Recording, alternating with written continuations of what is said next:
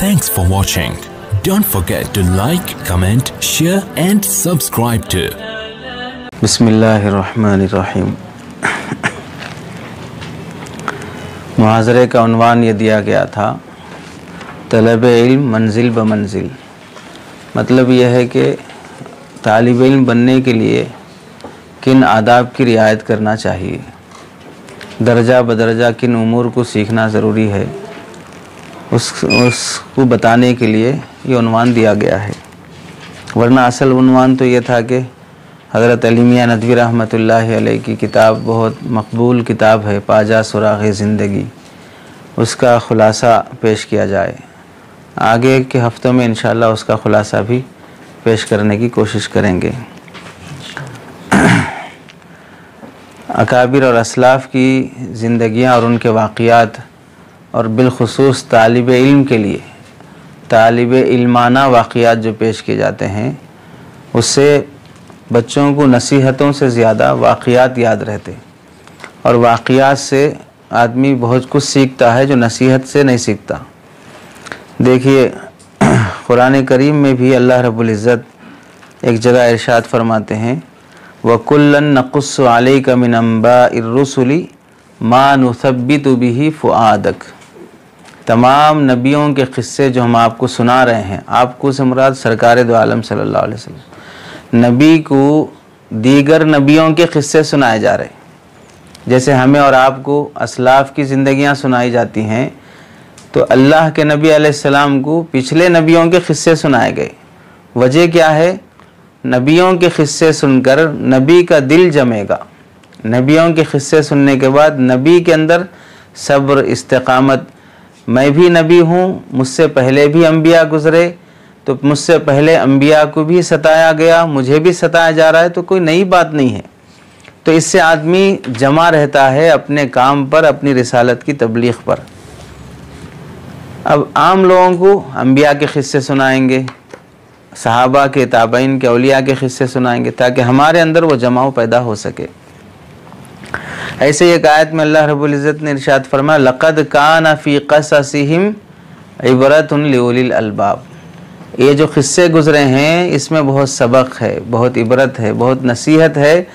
शर्त है उन लोगों को ये नसीहत समझ में आएगी जिन्हें अक्ल होगी। लिउलिल अलबाब किसे समझ में आएगी? जिसका स्क्रू ढीला है उसे समझ में नहीं आता। अंबिया के क़िस्से, औलिया के क़िस्से कुरान ने जो बयान किए हैं वो तब समझ में आएंगे जब आदमी समझने की कोशिश करे।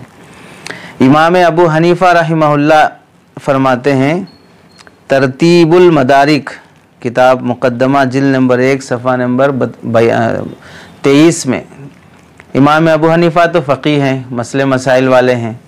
वो फरमाते हैं, अल हिकायातु अनिल उलमा व महासिनहिम अहब्बु इलैया मिनल फ़िक़्ही। उलमा इकराम के क़िस्से, उनके वाक़ियात और उनकी खूबियाँ और उनके कमालात बयान करना मुझे फ़िक़्ह बयान करने से भी ज़्यादा पसंदीदा है। मसाइल बयान करने से भी ज़्यादा पसंदीदा है उलमा के वाक़ियात और हिकायात बयान करूँ। हज़रत सुफ़ियान इब्न उयैना बहुत बड़े जलील क़द्र मुहद्दिस गुज़रे हैं। वो फरमाते हैं, किताब हिलियतुल औलिया जिल्द नंबर 7 सफ़ा नंबर 285, इसमें फरमाते हैं, इंद ज़िक्रिस सालिहीन तंज़िलुर रहमतु। नेक लोगों की जब क़िस्से और उनके तज़किरे छिड़ जाते हैं तो औलिया के क़िस्से और उनके हिकायात बयान करने पर अल्लाह ताला रहमत नाजिल करते हैं। नेक लोगों की गुफ्तगू जब चल पड़ती है तो फिर उस पर अल्लाह की रहमत भी मुतवज्जे हो जाती है। हज़रत जुनैद बगदादी रहमतुल्लाहि अलैह बहुत बड़े वली गुज़रे हैं। वो फरमाते हैं, किताब तबक़ातुश शाफ़िय्या, इस किताब के जिल्द नंबर 2 सफ़ा नंबर 265 पर लिखा हुआ है कि अल हिकायातु जुंदुम मिन जुनूदिल्लाहि ताला। क़िस्से, अच्छे क़िस्से, अच्छे वाक़ियात अल्लाह के लश्करों में से एक लश्कर है। युक़व्वी बिहा क़ुलूबुल मुरीदीन। इन वाक़ियात के ज़रिए से अल्लाह ताला नेक रास्ते पे चलने वाले نیک راستے پہ چلنے کا ارادہ کرنے والوں کے دلوں کو مضبوط کرتے ہیں۔ ان کا قصہ سننے کے بعد سے میرا دل بدل گیا، ان کا وہ واقعہ سننے اور پڑھنے کے بعد سے میرا دل بدل گیا۔ ایسا دلوں کی تبدیلی ہو جاتی ہے اچھے واقعات سے، اچھے قصوں سے۔ تو اس واسطے نیک لوگوں کے قصے اسی لیے بیان کیے جاتے ہیں، اور بالخصوص چونکہ ہم طلبہ ہیں، طلبہ کو طالب علمانہ واقعات بیان کیے جائیں گے، تو پھر اپنی طلب علم کی جو زندگی ہے اس میں ہم کو تقویت ملے گی۔ اپنے کو جمنا، صبر سے پڑھ لینا، محنت کے جو طریقے ہیں وہ ہم کو معلوم ہو جائیں گے۔ پہلی چیز جو آج کی نشست میں ہے، وہ جو علم ہم سیکھ رہے ہیں اس کی قدر اور اس کی اہمیت۔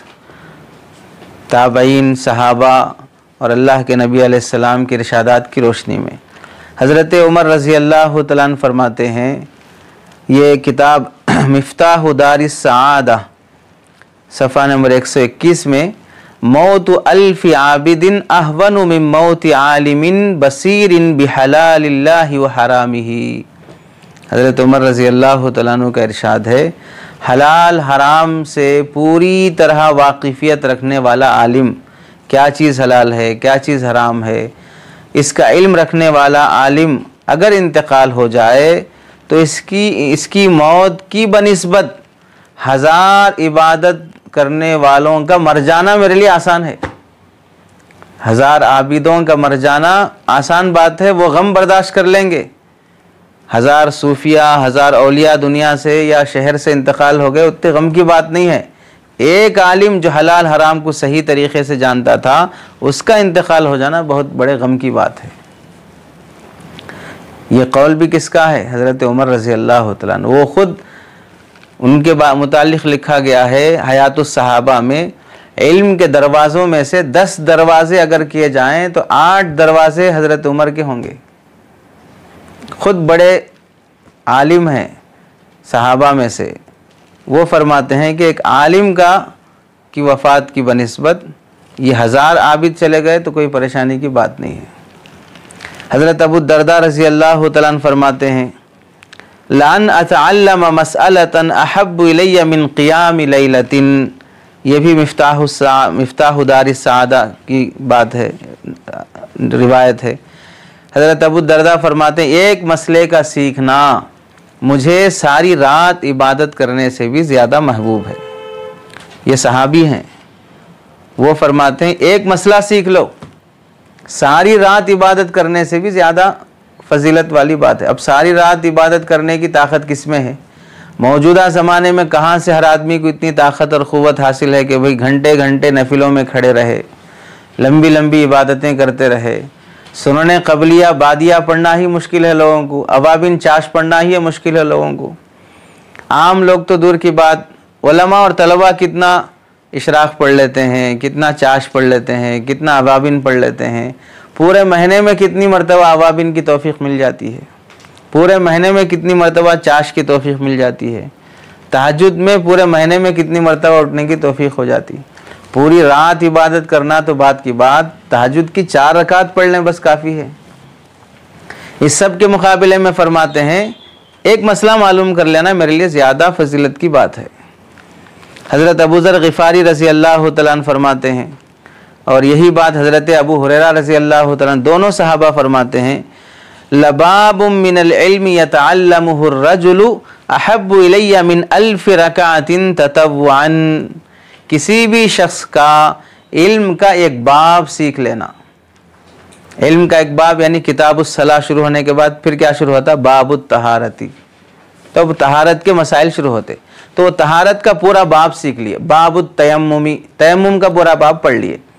تو ایسا علم کا ایک باب سیکھ لینا ہمارے نزدیک کون کون فرماتے ہیں؟ حضرت ابو ذر غفاری اور حضرت ابو ہریرہ فرماتے ہیں ہمارے نزدیک 1000 رکعت نفل نمازیں پڑھنے سے بھی زیادہ محبوب ہے۔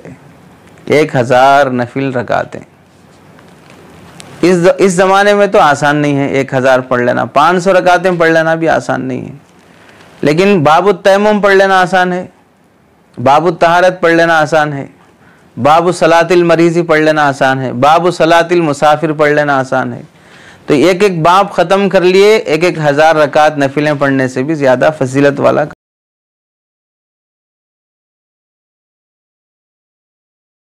کام کر لی۔ فضیلت والے عمل یعنی فضیلت اس واسطے سنائی جاتی ہے عام طور سے کہ ہم جو پڑھ رہے ہیں ٹائم ویسٹ نہیں کر رہے، کیا ہوتا ہے یہ پڑھنے سے؟ پرانے زمانے کے مسائل ہیں، صحابہ جس زمانے میں فرمایا اس زمانے میں جدید مسائل تو نہیں تھے نا، جو مسائل تھے انہی مسائل کے بارے میں فضیلت بیان کیے ہیں وہ صحابہ۔ حضرت علی رضی اللہ تعالیٰ عنہ کا ارشاد ہے طلباء کے لیے، العلم خیر من المال، علم حاصل کر لینا زیادہ بہتر ہے مال کمانے سے بھی۔ بعض طلباء رہتے ہیں کہ صبح میں یہاں پڑھ لیں گے، شام میں ٹیوشن پڑھا لے کے کچھ کما لیں گے، امامت کر کے کچھ کما لیں گے، کہیں جمعہ پڑھا کے کچھ کما لیں گے۔ شہری بننے میں یہی فائدہ رہتا ہے کہ پڑھ لو نکل جاؤ، باقی صبح میں کہیں اور مکتب پڑھا لیے، کہیں شام میں ٹیوشن پڑھا لیے، تکرار وکرار کرنے کا کچھ بھی شوق نہیں رہتا۔ سہولت بہرحال مختلف نظریوں کے حساب سے لوگ آپشنز رکھتے ہیں کہ بھئی مغرب سے عشاء تک پڑھ کے بھی عالم بن جاتے، صبح میں کما لے کے آ جاؤ۔ سہولتوں کے لحاظ سے مال حاصل کرنے سے بھی زیادہ طالب علمی کے زندگی میں علم حاصل کرنا زیادہ بہتر ہے۔ کیوں؟ لأن المال تحرسه والعلم يحرسك، اس واسطے کہ مال کی تمہیں حفاظت کرنا پڑتا ہے اور علم تمہاری حفاظت کرتا۔ مال کی اپنے کو حفاظت کرنا پڑتا ہے، اے ٹی ایم کارڈ رہا تو بھی آپ کو اپنا پاسورڈ کسی کو بتانے سے بچے رہنا پڑے گا، اور اپنے پاس علم رہا تو علم ہم کو بچائے گا، یہ حلال ہے یہ حرام ہے، یہ کرنا یہ نہیں کرنا، ہم کو علم بچاتے رہتا ہے، یہ جائز ہے ناجائز ہے، یہ بولنا یہ نہیں بولنا، یہ ساری بولنے میں عمل کرنے میں جو ہم کو رہبری کرتا ہے وہ کون کر رہا ہے؟ علم کرتا ہے۔ اور آگے فرق اور بیان کیے، والمال تفنیہ النفقۃ والعلم یزکو علی الانفاق، مال خرچ کرتے جاؤ گے تو جیب خالی ہوتے رہتا، علم خرچ کرتے جاؤ گے تو پھر بڑھتے رہتا۔ کتنی مرتبہ مثلا سمجھیے کہ ایک شخص ایسا ہے کہ بھئی مختصر المعانی 8 سال پڑھایا، تو بغیر مطالعے کی پڑھانے کی اس کے اندر صلاحیت آ جاتی، اگرچہ کہ بغیر مطالعے کے نہیں پڑھانا ہے لیکن ہر سال سبق کا کوئی نہ کوئی نقطہ اس میں بڑھتے رہتا۔ مشکات شریف پڑھائے، ہدایہ پڑھائے، جو کتاب آپ بار بار پڑھاتے رہیں گے ہر بار علم میں اضافہ ہوتے رہے گا۔ جس کے درس مسائل دیے، کسی کو کوئی فتویٰ لکھ کر دیے، جس مصروفیت میں رہو گے علم کی، وہ مصروفیت علم میں اضافہ کرتی جائے گی۔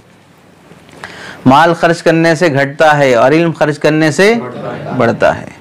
تیسرا فرق، والعلم حاکم والمال محکوم علیہ، علم حاکم ہے جج ہے اور مال محکوم ہے۔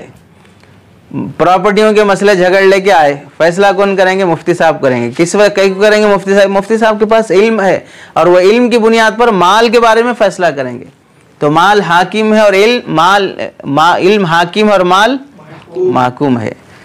چوتھی بات یہ فرمائے، مات خزان المال وهم احیاء والعلماء باقون ما بقی الدہر اعیانهم مفقودۃ وآثارهم فی القلوب موجودۃ۔ مالدار چل بسے لیکن علم والے ابھی بھی زندہ ہیں۔ جتنے بڑے بڑے قارون، فرعون، حامان، جتنے بھی مالدار دنیا سے گئے ہیں، اب ان کا تذکرہ کسی دلیل میں پیش کرتے کیا؟ جیسے نعوذ باللہ حضرت قارون نے فرمایا، حضرت فرعون نے فرمایا، حضرت دجال نے فرمایا، ایسا تھوڑی بولیں گے، لعنت بھیجیں گے جب بھی ان کا نام آئے گا، حالانکہ مالدار بہت ہیں۔ ہارون رشید بھی اپنی جگہ پر عالم بھی تھے لیکن حکمرانی غالب تھی، تو کبھی بھی نہیں بولتے بھئی حضرت ہارون رشید رحمت اللہ علیہ نے فرمایا۔ ہارون رشید ایسے سیدھے سیدھے نام لے لیتے ہارون رشید بول کر۔ تو مال کی وجہ سے مالدار دنیا سے چلے گئے، اب وہ زندہ نہیں ہیں، لیکن علم کی وجہ سے جو ہیں وہ ابھی بھی باقی، رہتی دنیا تک زندہ رہیں گے۔ اب جن اکابر کی کتابیں پڑھ رہے ہیں، جن کے نام لے کر ہم حوالے پیش کرتے ہیں، پتہ نہیں حضرت امام ابو حنیفہ انتقال ہوئے کتنے 100 سال ہو گئے، ابھی بھی جب بھی فقہ پڑھو آپ ہر صفحے میں امام ابو حنیفہ کا نام لیے بغیر نہیں گزر سکتے، تو وہ ابھی بھی زندہ ہیں۔ کس وجہ سے؟ علم کی وجہ سے۔ بے شک ان کے جسم مٹ گئے، والعلماء باقون ما بقی الدہر، جب تک زمانہ باقی ہے اس وقت تک علماء باقی ہیں۔ आयानुहुम मफकूदतुन, उनके जिस्म तो नहीं है, फना हो चुके, लेकिन वासारुहुम फिल कुलूबि मौजूदतुन, उनके इल्म के कारनामे अभी भी दिलों में ज़िंदा हैं, किताबों में ज़िंदा हैं, तज़किरों में ज़िंदा हैं। हज़रत अली रज़ी अल्लाह तआला अन्हु का ही इरशाद है इसी किताब में ही, मिफ्ताहु दारिस सआदा सफ़ा नंबर 118, अल आलिमु आज़मु अजरम मिनस साइमिल क़ाइमिल गाज़ी फ़ी सबीलिल्लाह, वो आलिम जो इल्म रखता है, आज़मु अजरन, ज़्यादा सवाब मिलेगा उसे, मिनस साइम, रोज़ेदार, हमेशा रोज़े रखने वाला, अल क़ाइम, रात भर नफिलें पढ़ने वाला, वल गाज़ी फ़ी सबीलिल्लाह, अल्लाह की राह में जिहाद करने वाले से भी ज़्यादा अजर और सवाब किसे मिलेगा? आलिम को मिलेगा। अब यहाँ समझ लो, अस्साइम मिनद दहर, पूरी ज़िंदगी रोज़े, पूरी ज़िंदगी क़ियामुल लैल और अल्लाह के रास्ते का जिहाद। अब इसी में ले लो अल्लाह के रास्ते की दावत व तबलीग। इसकी फजीलत बयान करते हैं, भाई एक कदम डालने पर 700 कदम जहन्नम की धूल नहीं लगती, और फिर 2 रकात पढ़े तो पता नहीं 14 लाख बोलते, कितने बोलते। तो ये जितना सवाब उसमें है, उससे भी ज़्यादा सवाब कौन फरमा रहे हैं? हज़रत अली रज़ी अल्लाह तआला अन्हु।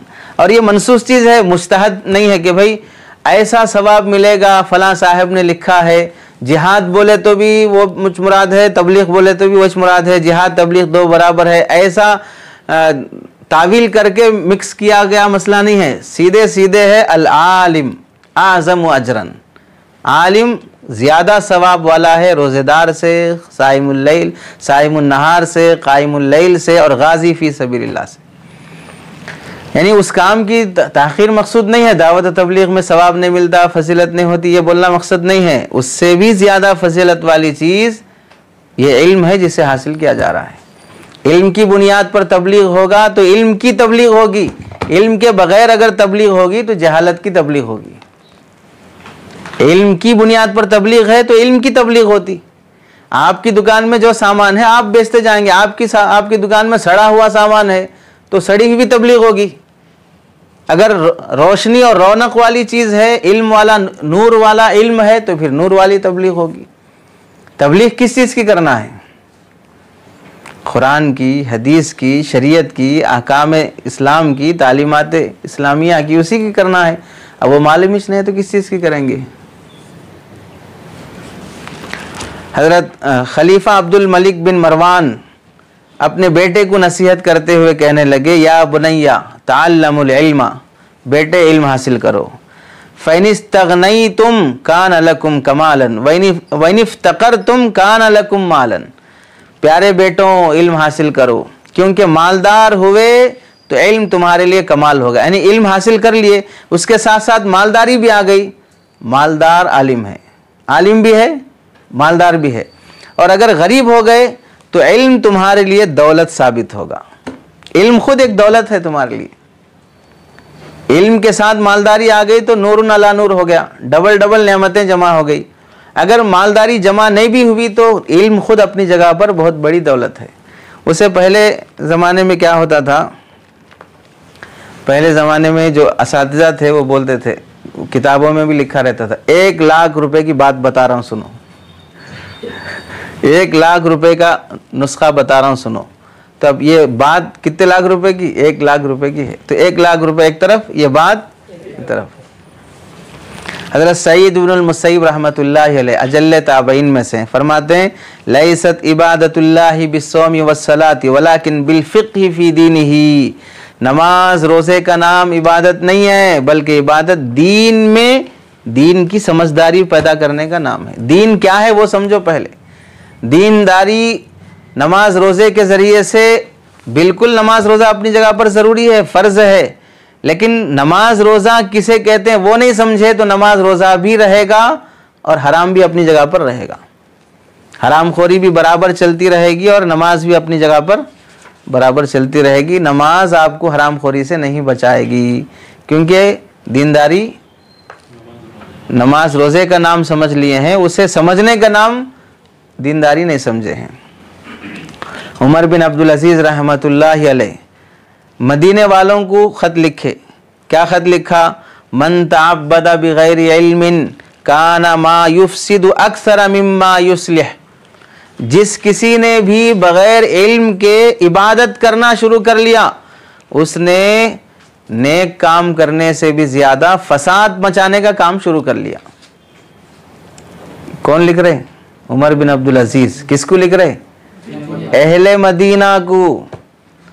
اور یہ لکھ رہے ہیں من تعبد بغیر علم، بغیر علم کے عبادت شروع کر لیے، کان ما یفسد اکثر مما یصلح، تو اس کی وجہ سے جو فساد مچے گا وہ زیادہ ہوگا بمقابل اس کی طرف سے کوئی خیر اور کوئی صلاح کے مقابلے میں.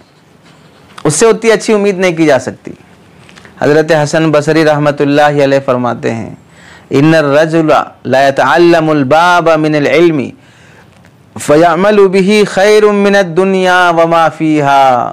اب حسن بصری رحمتullah علیہ تو زبردست تابعی ہیں. اللہ کے نبی علیہ السلام کے زوجہ مطہرہ حضرت ام سلمہ رضی اللہ تعالیٰ عنہ کے غالباً دودھ پیے ہوئے سے ہیں. جب کبھی یہ روتے تھے اور بھوک کی وجہ سے بھوک برداشت نہیں ہوتی تھی تو حضرت اللہ کے نبی علیہ السلام کی زوجہ مطہرہ انہیں دودھ پلایا کرتی تھی. تو پھر اس حساب سے کیا ہو گئے ہو؟ اللہ کے نبی علیہ السلام کے رضائی بیٹے ہو گئے. اتنے بڑے صحابی ہیں، تابعی ہیں. کیا فرماتے ہیں دیکھ لو، ان الرجل لا يتعلم الباب من العلم. آدمی علم کا کوئی باب سیکھ لیتا ہے اور اس پر عمل کر لیتا ہے تو یہ دنیا اور دنیا کی تمام نعمتوں سے بہتر ہے. دنیا اور دنیا کی تمام نعمتوں سے بہتر ہے. کہاں ہے اس کا حوالہ بھی؟ جامع بیان العلم و فضلہ، جلد نمبر 1 صفحہ نمبر 230. اب اس میں دیکھو ایک بات ہم یہ بھی بولتے ہیں نا دعوت تبلیغ میں کہ بھئی اللہ کے راستے میں ایک رات اور ایک دن کا کھڑے ہو جانا دنیا و ما فیہا سے بہتر ہے بول کر. شب قدر میں کعبے کے سامنے اس سے زیادہ فضیلت ہے، یہ بھی بولتے ہیں. تو حسن بصری صاف صاف بول رہے ہیں ان الرجل لا يتعلم الباب من العلم فيعمل به. صراحت کے ساتھ علم کے لفظ کے ساتھ بول رہے ہیں علم کا ایک باب سیکھ لو، اس میں دنیا و ما فیہا سے بہتر ہے عمل کے ساتھ. حضرت حسن بصری رحمتullah علیہ فرماتے ہیں العامل علی غیر علم کالسالک علی غیر طریق. بغیر علم کے دین پر عمل کرنے والا ایسا ہے جیسے کہ غلط راستے پہ چلنے والا. چل رہا وہ بھی چل رہا اور عالم بھی چل رہا، دونوں چل رہے ہیں. ایک غلط راستے پہ چل رہا اور ایک سیدھے راستے پہ چل رہا. علم کے ذریعے سے عمل کرنا شروع کرو گے تو صحیح راستے پہ چلو گے. علم کے بغیر عمل کرنا شروع کرو گے غلط راستے پہ چلو گے. چلنا تو عالم کو بھی ہے، چلنا تو غیر عالم کو بھی ہے. اگر علم کے ساتھ چلو گے تو صحیح راستہ ملے گا، بغیر علم کے چلو گے تو غلط راستہ. اس کی سیدھی بات ہے. آپ عادل آباد ہے، راستہ معلوم ہے تو سیدھے چلیں گے عادل آباد پہنچیں گے. اگر راستہ معلوم نہیں سیدھے جا رہے ہیں قبرستان پہنچیں گے. پھر ارے کون سے راستے پہ چل رہے پر معلوم کر لے کے تو جاؤ نا. اس راستے سے جانے سے عادل آباد آتا یا قبرستان آتا. تو معلوم کرتے ہوئے چلیں، تو معلوم کرتے ہوئے چلیں گے تو سیدھے راستے پہ رہیں گے. اور آگے فرماتے ہیں والعامل علی غیر علم ما یفسد اکثر مما یصلح. اور بغیر علم کے عمل کرنے والا صلاح کا کام کم کرتا ہے، فساد کا کام زیادہ کرتا ہے. فَاطْلُبُ الْعِلْمَ طَلَبًا لَا تَضُرُّ بِالْعِبَادَةِ. تو علم پڑھو، علم حاصل کرو تاکہ تمہاری عبادت اور تمہارے اعمال محفوظ رہیں. تمہاری عبادت بھی محفوظ رہے، تمہارے اعمال بھی محفوظ رہیں. فَإِنَّ قَوْمًا طَلَبُوا الْعِبَادَةَ وَتَرَكُوا الْعِلْمَ. بہت سے لوگ ایسے بھی ہیں جو عبادت کے شوق میں، عبادت کی طلب میں لگے رہے، علم کی طلب میں نہیں لگے رہے. حتی خرجوا بأسیافہم علی امت محمد صلی اللہ علیہ وسلم. یہی لوگ ہیں جنہوں نے علم سیکھے بغیر عمل کرنا چاہا تو انہوں نے اللہ کے نبی علیہ السلام کے بہترین طبقے کے خلاف تلواریں اٹھا لی. خوارج ایک فرقہ گزرا ہے جو صحابہ کے خلاف تلوار اٹھا لیا تھا دین پر عمل کرنے کے جذبے میں. بھی دین پر عمل کرنے کے لیے جس علم کی ضرورت ہے وہ علم نہیں تھا ان کے اندر، لیکن عمل تھا. تو جہالت والا عمل ان کو صحابہ کے خلاف تلواریں اٹھانے پر کیا کر لیا؟ آمادہ ہو گئے۔ اسی واسطے آج دیکھ لو بعض لوگوں میں بظاہر دینداری دکھتی، لیکن علماء کو بھی گنتے رہتے، مدارس والوں کو بھی گنتے رہتے، مفتیوں کو بھی گنتے رہتے۔ بظاہر کیا ہے؟ ماشاءاللہ داڑھی بھی ہے، پیٹ خود بتاتا ہے کہ یہ امت کی دین ہے، بولے ایسا امت کے احسانات کا نتیجہ ہے جو آپ کا پیٹ کیا ہوا ہے؟ پاکستان سے تعلقات قائم کیے ہوئے۔ اور پھر زبانیں کیسی ہیں؟ علماء کے خلاف، مدارس کے خلاف، مفتیان اکرام کے خلاف۔ ایک جاہل شخص، بے ریش، بے نمازی اتنا علماء سے بدظن نہیں ہوگا، ان سے بدتمیزی والی گفتگو یا خیالات نہیں رکھے گا جتنا یہ جاہل دینداروں کی زبان اور ان کے خیالات چلتے ہیں۔ تو ایسے جاہلوں سے کبھی واسطہ پڑ جائے تو پھر یہ باتیں یاد کر لینا حضرت حسن بصری کی، کیا ان الرجل کیا فرمائے؟ والعامل علی غیر علم ما یفسد اکثر مما یصلح، بغیر علم کے عمل کرنے والے سے جو فساد ہوتا ہے اس کے صلاح کے مقابلے میں وہ زیادہ ہوتا ہے۔ سمجھ رہے؟ حضرت میمون رحمت اللہ علیہ، یہ بھی جامع بیان العلم و فضلہ کی روایت ہے، ان مثل العالم فی البلد کمثل عین عذبۃ فی البلد۔ کیسی بہترین بات ہے، دیکھو کسی عالم کا کسی شہر میں قیام پذیر ہو جانا ایسا ہے جیسے کہ کسی شہر میں میٹھے پانی کا چشمہ اور کنواں اگ جانا۔ پورے شہر کے لیے میٹھا پانی مہیا ہو رہا ہے، پورے لوگوں کی ضرورت پوری ہو رہی ہے جیسے میٹھے پانی سے، ویسے عالم کا کسی شہر میں رہنے سے ان کی دین کی پوری ضرورتیں پوری ہو جائیں گی۔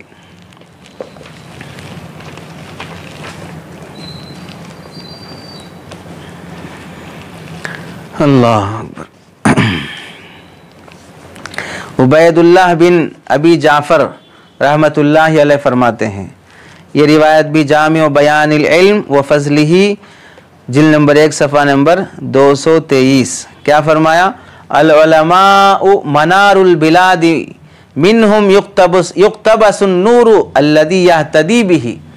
علماء کی مثال، یہ بڑے بڑے ائمہ اور تابعین ہیں، غلو اور فالتو باتیں نہیں کرتے، احادیث اور قرآن حدیث کی روشنی میں ہی کوئی نتیجہ قائم کرتے ہیں۔ کیا فرمایا؟ العلماء منار البلاد، علماء شہروں کے اونچے مینار ہوتے ہیں۔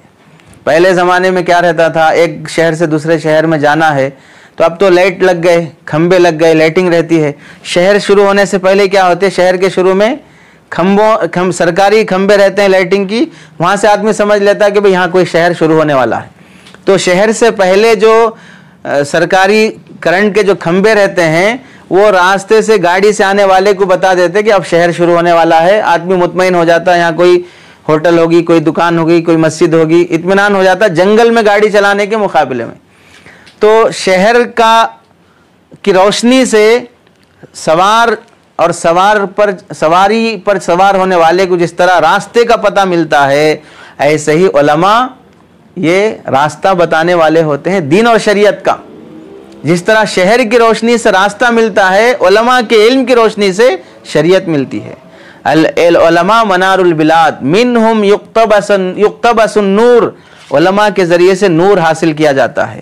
الذی یہتدی بہ، جس نور کی برکت سے لوگ ہدایت پر آتے ہیں، جس نور کی برکت سے لوگ سیدھے راستے پہ آتے ہیں۔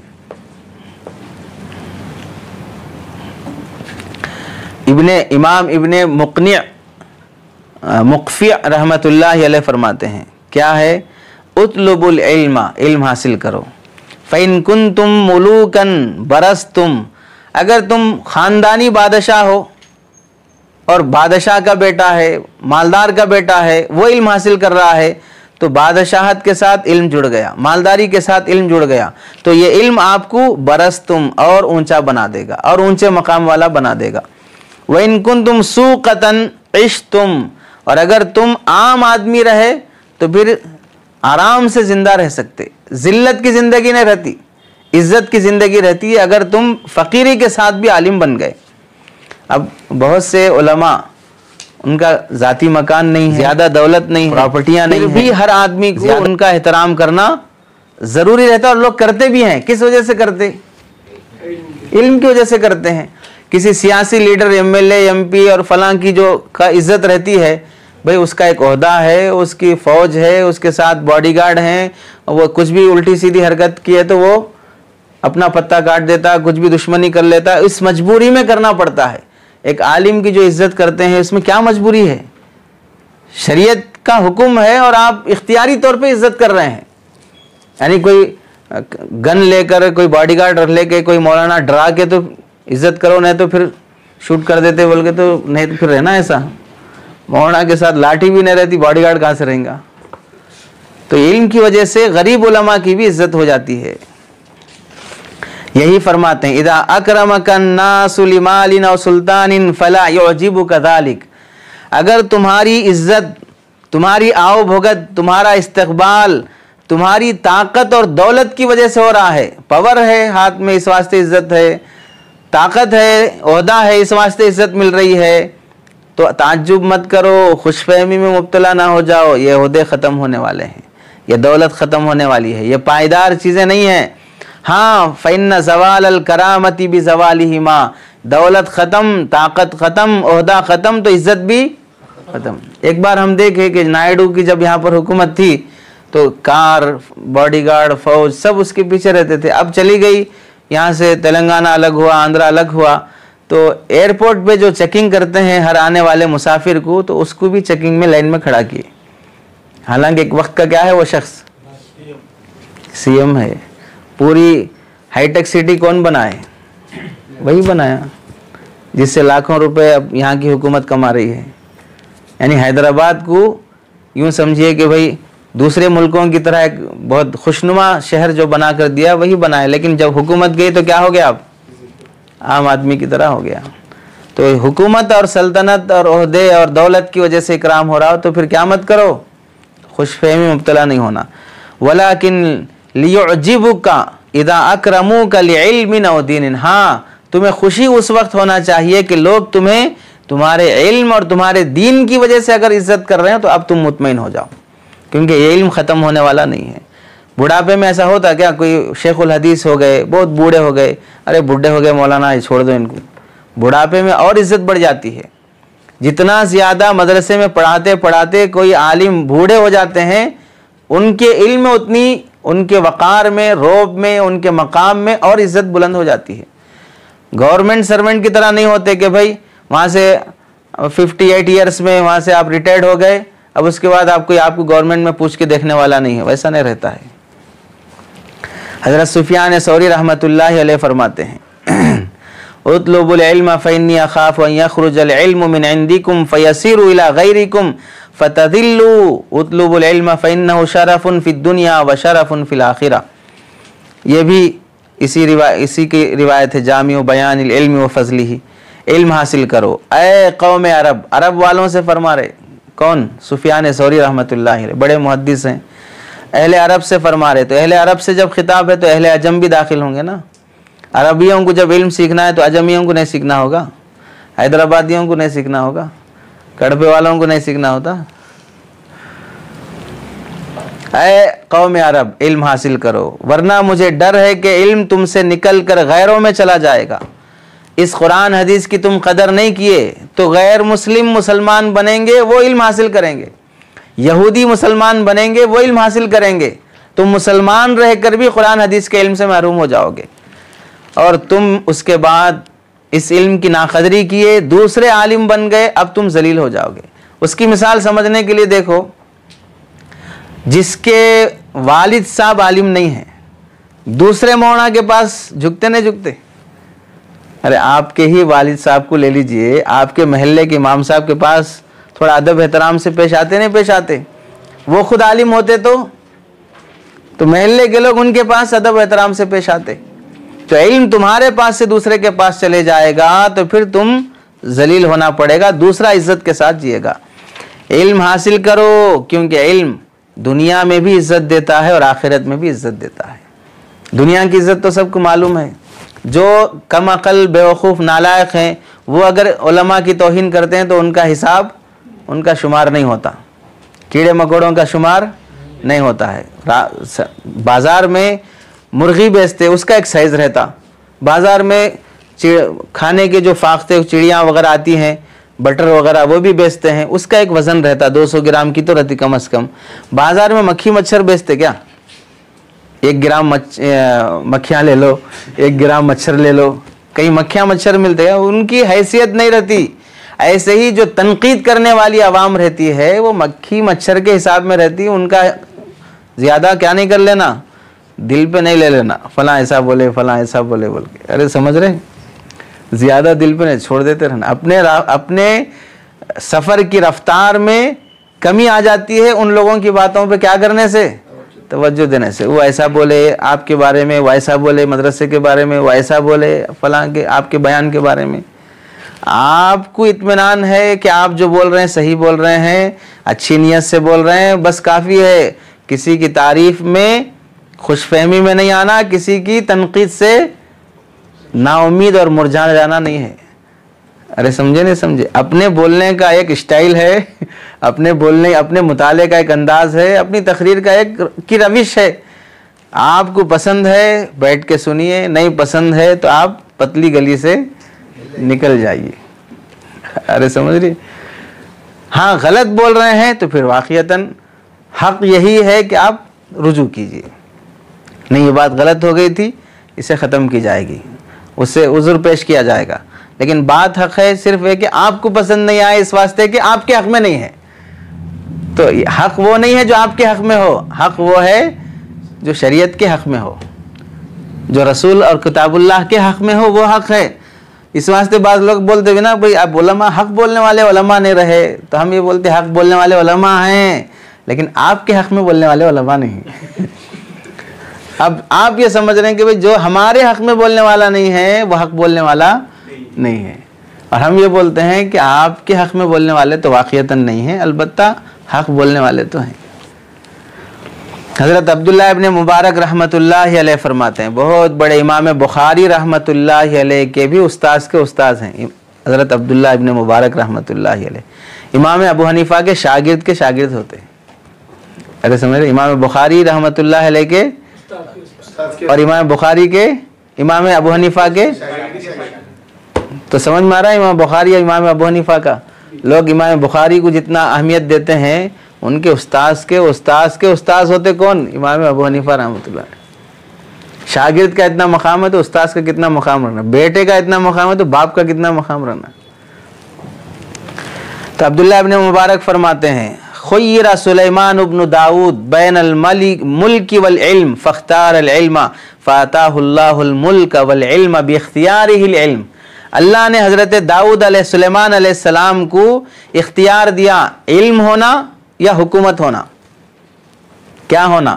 آپ سے پوچھے مودی صاحب کہ اب میں چھوڑ دے رہا ہوں 2024 میں، آپ کرسی لینا ہے تو لے لیجئے، البتہ ایک شرط یہ ہے کہ مدارس پورے بند ہو جائیں گے، حکومت آپ کے حوالے کر دی جائے گی. تو ہمارے مدرسے کا یا کسی بھی مدرسے کا ہر طالب علم پی ایم کی کرسی چھوڑنا گوارا کرے گا، لیکن کسی مدرسے کا بند ہونا گوارا نہیں. تو سلیمان علیہ السلام نے فرمایا کہ مجھے علم چاہیے، حکومت اور دولت نہیں چاہیے. تو اللہ تعالیٰ نے انہیں علم کو اختیار کرنے کی وجہ سے فَآتَاهُ اللَّهُ الْمُلْكَ وَالْعِلْمَ، ملک بھی دیا، حکومت بھی دیا، علم بھی دیا. کس کے نتیجے میں؟ علم کو اختیار کرنے کے نتیجے میں. سمجھ گئے؟ حضرت سفیان ابن عیینہ رحمۃ اللہ علیہ فرماتے ہیں، یہ بھی مفتاح دار السعادہ کی روایت ہے، ارفع الناس عند اللہ منزلۃ من کان بین اللہ و بین عبادہ وہو الرسل والعلماء. کتنی شاندار بات ہے. دیکھو اللہ ہی ڈالتے ہیں ان لوگوں کے دماغوں میں ایسی بہترین بات، ورنہ آدمی اپنی طرف سے سوچ کے ایسی باتیں نہیں بیان کر سکتا، ایسے جملے نہیں بنا سکتا. فلموں میں بھی بہت سے ڈائلاگ ایموشنلی رہتے، لیکن بہت دماغ پاشی کے بعد وہ بنتے، پھر اس کے بعد تھوڑی دیر رہتا اس کا اثر، پھر ختم ہو جاتا. لیکن یہ جو اللہ کی طرف سے جو علم ان کو دیا جاتا ہے، یہ ایسے رہتا ہے کہ جب بھی یہ بولو جملہ پھر وہی تازگی، وہی جان اس کے اندر آتی ہے. کیا فرمائے؟ ارفع الناس عند اللہ منزلۃ، اللہ کے یہاں سب سے بڑا درجہ ان لوگوں کا ہے جو اللہ اور اللہ کے بندوں کے درمیان میں ترجمان ہوتے ہیں، واسطہ ہوتے ہیں. اور وہ کون ہیں؟ हम الرسل والعلماء, और वो रसूल होते हैं या उलमा होते हैं।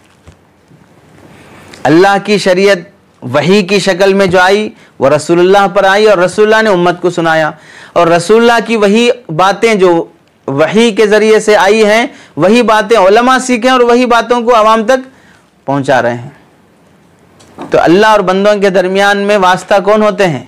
उलमा होते। इसी वास्ते मुफ्ती का एक लक़ब यह भी है तर्जुमानुश शरिया, शरीयत का मुतरजिम होता है, ट्रांसलेटर होता है अल्लाह और उसके रसूल की बातों का। जैसे मिसाल के तौर पर भाई वज़ू में कितने फ़र्ज़ हैं कोई पूछा तो क्या बोलेंगे? 4 फ़र्ज़ हैं। कहाँ से है 4 फ़र्ज़? कुरान में है। तो कुरान की बात किसकी बात है? अल्लाह की बात है। अल्लाह की बात को कौन बयान कर रहे हैं? मौलवी साहब बयान कर रहे हैं। तो मौलवी साहब अल्लाह की बात बंदों के दरमियान में पहुंचाने का ज़रिया हुए, तो तर्जुमानुल कुरान, तर्जुमानुल सुन्ना, तर्जुमानुल शरिया। इस वास्ते मुफ्ती की बात अगर कुरान हदीस से मनसूस है तो उसका इनकार करना आदमी को कभी कभार काफिर बना देता है। आप मुफ्ती का इनकार नहीं कर रहे, उसकी बात का इनकार नहीं कर रहे, उसकी बात मनसूस है, मुस्तहदफी नहीं है। मनसूस यानी कुरान की बात है, ब्याई नहीं, कुरान में लिखी हुई आयत को पेश करके दिखा दे रहा हो और उसमें कोई तावील भी नहीं है, मनसूस भी है और सरी भी है, फिर भी कोई शख्स उसका इनकार करता है तो गोया कि वो किसका इनकार किया? कुरान की आयत का इनकार किया है। इमाम अहमद रहमतुल्लाहि अलैह फरमाते हैं अन्नासु अहवजु इलल इल्मि मिनहुम इलत ताअमि वश्शराबि लिअन्न ताअम वश्शराब युहताजु इलैहि फिल यौमि मर्रतन औ सलासन वल इल्मु युहताजु इलैहि कुल्ल वक्तिन। लोगों को खाने पीने से भी ज़्यादा इल्म की ज़रूरत है। इस वास्ते के खाने की ज़रूरत दिन में 2 बार या 3 बार होती है, इलाकों की फ़र्क के। जैसे यूपी में 2 बार होता खाना और हैदराबाद में जुनूब में 3 बार होता। बाज़ लोगों मदरसों में तो कितने बार होता? 4 बार भी होता। अभी बिठाए खिलाए ना डबल डबल। और दावत तबलीग की बरकत से तो माशाअल्लाह कितने बार होता गिन नहीं सकते। तहज्जुद के लिए उठेंगे तो उस वक्त चाय रेडी मिलेगी अल्हम्दुलिल्लाह, चूँकि अल्लाह के रास्ते की गम और फ़िक्र की बरकत तहज्जुद में चाय मिल जाती है। फजर की तालीम वगैरह होने के बाद फिर मुलाकातों में निकलने से पहले चाय तोस या चाय बिस्किट मिल जाएगा। जाके आने के बाद थोड़ी देर आराम करेंगे, उसके बाद नाश्ता मिल जाएगा। फिर तालीम में बैठेंगे, फिर चाय मिल जाएगी, फिर ज़ोहराना मिल जाएगा। अरब जमात के साथ रहे तो माशाअल्लाह दस्तरखान ही दस्तरखान के चिल्ला ख़त्म होने से पहले पहले मौलाना पेटू साहब बन जाएंगे बिल्कुल वज़न बढ़ जाएगा। और फिर दोपहर का खाना से फारिग होने के बाद खैला, खैला से फारिग होने के बाद फिर तालीम में चाय होगी, फिर असराना चाय के ज़रिए से होगा, फिर अशाइया होगा। तब पहले नाश्ता जो होता था फतूर की शक्ल में, तो फिर उसके बाद अब यूँ समझ लो क्या कि तहज्जुदाना, फजराना, इशराकाना, फिर चाश्ताना, फिर ज़ोहराना समझ रहे, फिर असराना, फिर मगरिबाना, फिर इशाइयाना। और मुलाकातों से देर हो गई आने के बाद 12-1 बज गए तो फिर 12 बजाना कितना खिलाते हैं अल्लाह ताला देखिए। तो खाने की ज़रूरत तो 2 बार रहती है, 3 बार रहती है, लेकिन इल्म की ज़रूरत क्या रहती है? हर वक्त रहती है। दिन में 3 बार इल्म की ज़रूरत रहती है, बाद में इल्म की ज़रूरत नहीं रहती, ऐसा नहीं। हर काम के लिए जायज़ है नाजायज़ है आपको ज़रूरत पड़ती ही पड़ती है। सहल बिन अब्दुल्लाह तुस्तरी रहमतुल्लाहि अलैह फरमाते हैं मन अराद नज़रा इला मजालिसिल अंबिया फलयंजुर इला मजालिसिल उलमा। यह हदीस नहीं है, इनका कौल है। क्या है देखो, मन अराद नज़रा इला मजालिसिल अंबिया, जो यह चाहता है कि नबियों की महफिल देखे, फलयंजुर इला मजालिसिल उलमा, तो चाहिए कि वह उलमा की महफिलों को देखे। वहादा, ये क्यों फरमा रहे हैं? लिअन्नल उलमा खुलफाउर रुसुली फी उममिहिम व वारिसूहुम फी इल्मिहिम फमजालिसुहुम मजालिसु खिलाफतिन नुबुवा। क्या फरमाया? इस वास्ते के उलमा अपने अंबिया के नाइब हुआ करते हैं और उनकी तालीमात के जानशी होते हैं, इसलिए उनकी मजलिसें खिलाफत नबूवत की मजलिस होती है। नबी के नाइब होने की हैसियत से नबी की जो मजलिस है, नबी के नाइब की मजलिस, اس کے بعد کے درجے کی ہوتی ہے. اس واسطے علماء کی محفلوں کو دیکھ لو. اور ایک بزرگ فرماتے ہیں اذا اتا علی یوم لازداد فیہ علما یقربنی الی اللہ فلا بورک لی فی شمس ذلک اليوم. کیا بات بولے؟ جس روز مجھے ایسا علم حاصل نہ ہوا کہ جس علم کی برکت سے میں قرب الہی کو حاصل نہیں کر سکا تو پھر اللہ اس روز کو میرے لیے مبارک نہ کرے. وہ دن میرے لیے نحوست کا دن ہے جس دن مجھے ایسا علم نہ ملا جس علم کی برکت سے میں اللہ کے قریب نہیں ہو سکا. تو ہر دن کوئی ایسا علم ہونا چاہیے جس کی برکت سے آدمی اللہ سے قریب ہوتے جائے. سمجھے؟ اب تو پڑھنے کا ہی موقع ہے، پڑھانے کے ماحول میں بٹھایا گیا ہے، تو آدمی کو تو اب علم ہر دن اس کے علم میں اضافہ ہوتے رہنا چاہیے. اللہ کے نبی علیہ السلام کی حدیث ہے، اور یہ مستدرک حاکم المستدرک علی الصحیحین کتاب العلم حضرت عبداللہ ابن نمیر رضی اللہ تعالیٰ عنہ کی حدیث ہے، جلد نمبر 1 صفحہ نمبر 170 حدیث نمبر 314. اور علامہ ذہبی اس حدیث کے بارے میں فرماتے علی شرطہما، یعنی امام بخاری اور امام مسلم جن اصولوں کی بنیاد پر حدیث کو صحیح کہتے ہیں انہی اصولوں کی بنیاد پر یہ حدیث بھی صحیح ہے. کیا بات ہے؟ اللہ کے نبی علیہ السلام کی حدیث دیکھیے، فضل العلم احب الی من فضل العبادت وخیر دینکم الورع. کیا فرمایا؟ علم کی فضیلت مجھے زیادہ پسندیدہ ہے عبادت کی فضیلت کے مقابلے میں. ہم لوگ بیانوں میں کیا کرتے؟ اشراق پڑھے تو یہ ثواب ملتا، چاش پڑھے تو یہ ثواب ملتا، تہجد پڑھے تو یہ ثواب ملتا، صبح شام عصر فجر کے بعد یہ ذکر کرے تو اتنا ثواب ملتا، ایک بار اللہ کے راستے میں سبحان اللہ بولے تو 7 لاکھ بار سبحان اللہ کہنے کا ثواب ملتا. یہ سب کس کی فضیلت ہے؟ یہ عبادت کی فضیلت ہے. اللہ کے نبی علیہ السلام کیا فرما رہے ہیں؟ فضل العلم احب الی من فضل العبادتی.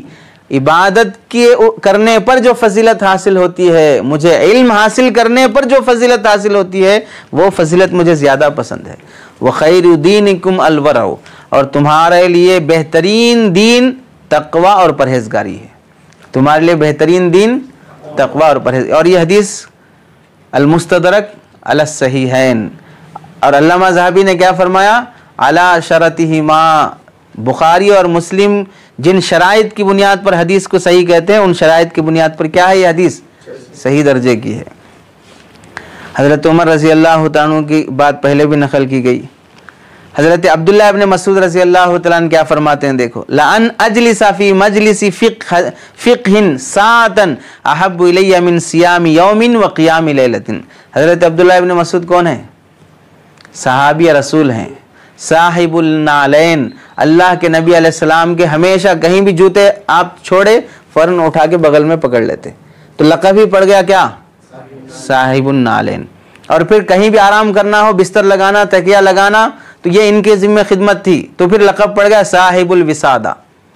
بستر اور تکیے کی بھی ذمہ داری ان کی ہے، صاحب النعلین والوسادہ. ارے سمجھ رہے ہیں؟ مسواک دینے کی بھی ذمہ داری پڑ گئی، صاحب النعلین والوسادۃ والسواک. اور اللہ کے نبی نے ان کے بارے میں فرمایا ما حدثکم ابن مسعود فصدقوہ. ابن مسعود اگر میرے حوالے سے کوئی بھی بات کرے تو اسے سچا مان لو. کیا فرماتے ہیں؟ لَأَنْ أَجْلِسَ فِي مَجْلِسِ فِقْهٍ. فقہ کی مجلس میں کچھ دیر کے لیے بیٹھ جاؤں، ساعتاً کچھ دیر کے لیے بیٹھ جاؤں، احب الیہ یہ مجھے زیادہ پسند ہے، من صیام یوم و قیام لیلۃ. ایک دن کا روزہ اور ایک رات کی عبادت سے بھی زیادہ تھوڑی دیر کہاں بیٹھ جانا. سمجھے نہیں سمجھے؟ تھوڑی دیر دین کی فکر لے کے بیٹھ جانا اور تھوڑی دیر فقہ کی مجلس میں بیٹھ جانا. سمجھ میں آ رہا ہے؟ تھوڑی دیر فقہ کی مجلس میں بیٹھ جانا، ایک رات کا قیام اور ایک دن کے روزے سے مجھے زیادہ پسندیدہ. کون فرما رہے ہیں؟ یہ کوئی تعویل والی روایتیں نہیں ہیں، عربی اور حوالے کے ساتھ تاکہ بعد میں بھی سننا چاہ کر سکو، سن سکو کہ بھئی آپ بولیں حوالے کے ساتھ. یہ بھی روایت بھی ہے، المدخل الى السنن الکبریٰ کی روایت ہے. باب فضل العلم خیر من فضل العبادہ. باب بھی قائم کیا ہے کیا پر؟ باب فضل العلم، علم کی فضیلت والا باب. خیر من فضل العبادہ، عبادت کی فضیلت سے بھی زیادہ افضل. جلد نمبر 1 صفحہ نمبر 305 حدیث نمبر 61. کون فرمائے؟ حضرت ابو ہریرہ رضی اللہ تعالیٰ عنہ مشہور صحابی ہیں. حضرت ابو ہریرہ رضی اللہ تعالیٰ عنہ کیا فرمائے؟ لَأَنْ أَجْلِسَ سَاعَةً فَأَفْقَهَ أَحَبُّ إِلَيَّ مِنْ أَنْ أُحْيَ لَيْلَةً إِلَى الْغَدَاةِ. میں ایک گھڑی بیٹھ کر دین میں تفقہ حاصل کر لوں، ایک گھڑی بیٹھ کر دین کی سمجھ حاصل کر لوں، مجھے اس سے کہیں زیادہ شام سے صبح تک پوری رات عبادت میں گزاروں، اس سے کہیں زیادہ یہ فقہ کی مجلس افضل ہے میرے لیے. صبح شام سے لے کر صبح تک عبادت میں گزاروں، تھوڑی دیر فقہ کی مجلس میں بیٹھ جاؤں، دونوں میں کون زیادہ میرے کو پسند ہے؟ کون فرمائے؟ صحابی کی سیدھی سیدھی بات ہے. حدیث کا حوالہ بھی دے دیا، سنن دارقطنی بہت مشہور حدیث کی کتاب ہے، اور کتاب البیوع جلد نمبر 4 صفحہ نمبر 55. آگے دیکھیے مشہور صحابی حضرت عبداللہ ابن عباس رضی اللہ تعالیٰ عنہما کیا فرماتے ہیں؟ مذاکرۃ العلم ساعۃ من اللیل احب الی من احیاء لیلۃ. رات کا کچھ حصہ علم کا مذاکرہ کرنا، رات کا کچھ حصہ مغرب کے بعد تکرار کر لو، عشاء کے بعد کچھ لکھنا ہے لکھ لو، رات کا مذاکرہ تھوڑی دیر مجھے زیادہ پسندیدہ ہے ساری رات عبادت کرنے سے. کون فرما رہے؟ عبداللہ ابن عباس رضی اللہ تعالیٰ عنہ. سنن کبریٰ کی روایت ہے، جلد نمبر 1 صفحہ نمبر 305 حدیث نمبر 460. حضرت قتادہ رحمۃ اللہ علیہ تابعی ہیں، مفسر ہیں. باب من العلم يحفظه الرجل لصلاح نفسه وصلاح من بعده افضل من عبادت حول. یہ حدیث ہے جامع بیان علم کی، جلد نمبر 1 صفحہ نمبر 111 99 حدیث نمبر. کیا فرمایا؟ علم کا ایک باب جسے آدمی اپنی صلاح کے لیے، اپنی اصلاح ہو جائے، ہم درست ہو جائیں اور اپنے بعد والوں کی بھی اصلاح ہو جائے، ہم یہ علم حاصل کر کے دوسرے لوگوں تک بھی پہنچائیں، تو پہلے تو اپنی اصلاح مقصود ہے، اس کے بعد دوسروں کی اصلاح کے لیے تبلیغ، لیکن پہلے اپنی اصلاح کے لیے. اس واسطے علم حاصل کر لینا. کیا فرمایا؟ من عبادتی افضل من عبادتی حول، ایک سال کی عبادت سے افضل ہے. ایک سال کی عبادت سے، ایک سال اللہ کے راستے کے لیے تیار ہیں، لیکن ایک مسئلہ سیکھنے کے لیے تیار نہیں. ارے مسئلے سیکھ کر پھر کیا کرو؟ ایک سال اللہ کے راستے میں جاؤ، منع نہیں ہے، لیکن علم سیکھ کر علم کے ساتھ جاؤ.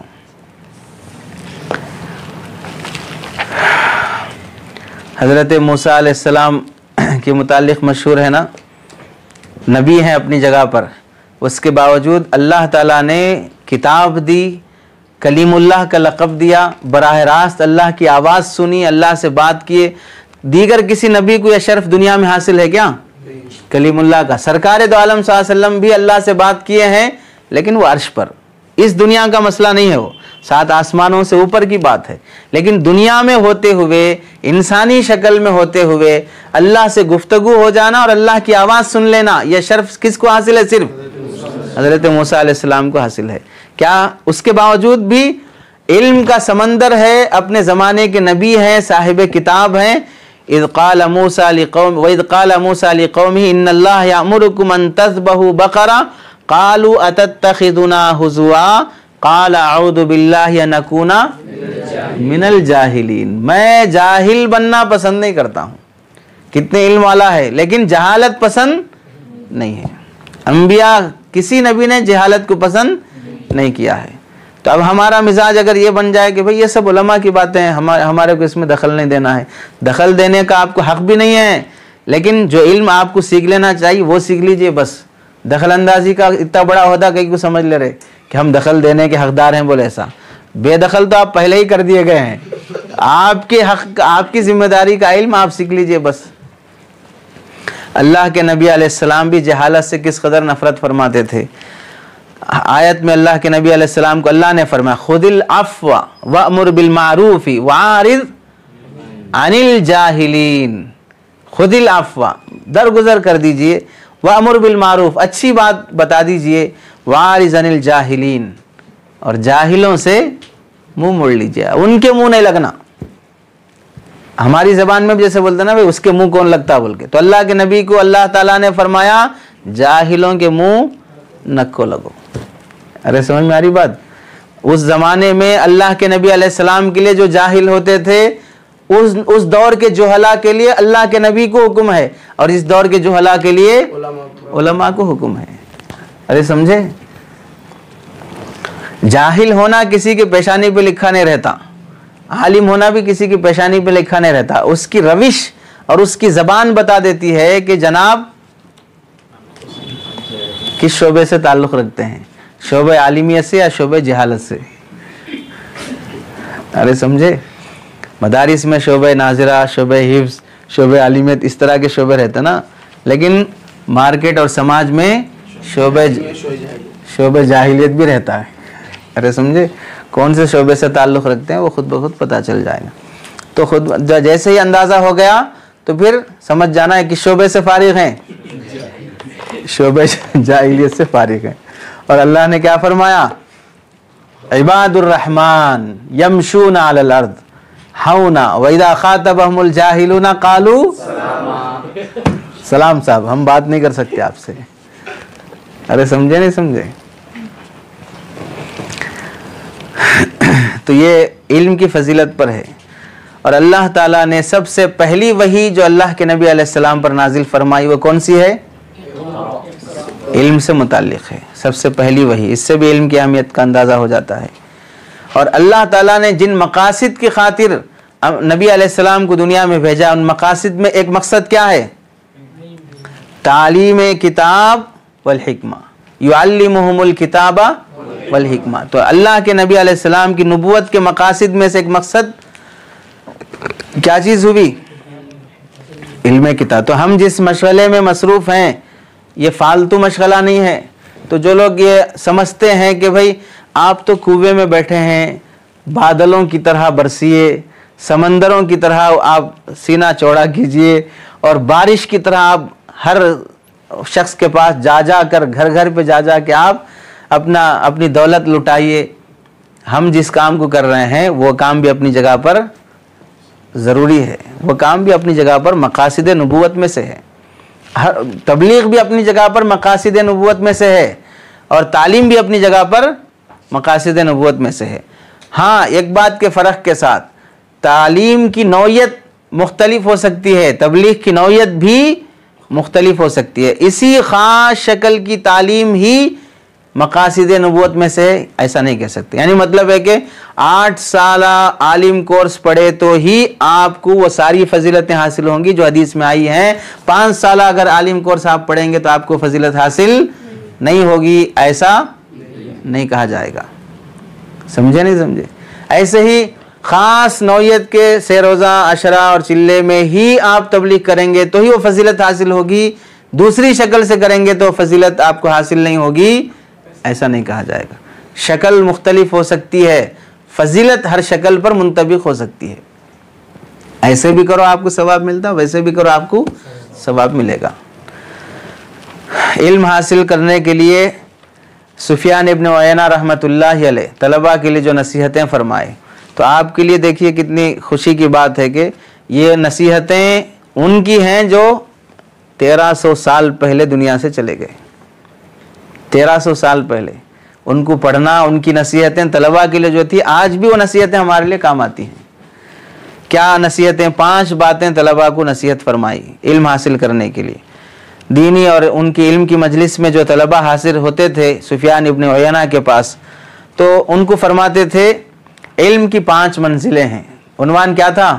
طلب علم منزل بمنزل۔ تو علم کی 5 منزلیں ہیں، ان منزلوں سے گزر کر ہی طالب علم کو گوہر مقصود حاصل ہوتا ہے۔ آپ جو ہیرا روشنی حاصل کرنا چاہتے ہیں، ان منزلوں سے گزر کر ہی حاصل کر سکتے ہیں۔ کیا ہے پہلی منزل؟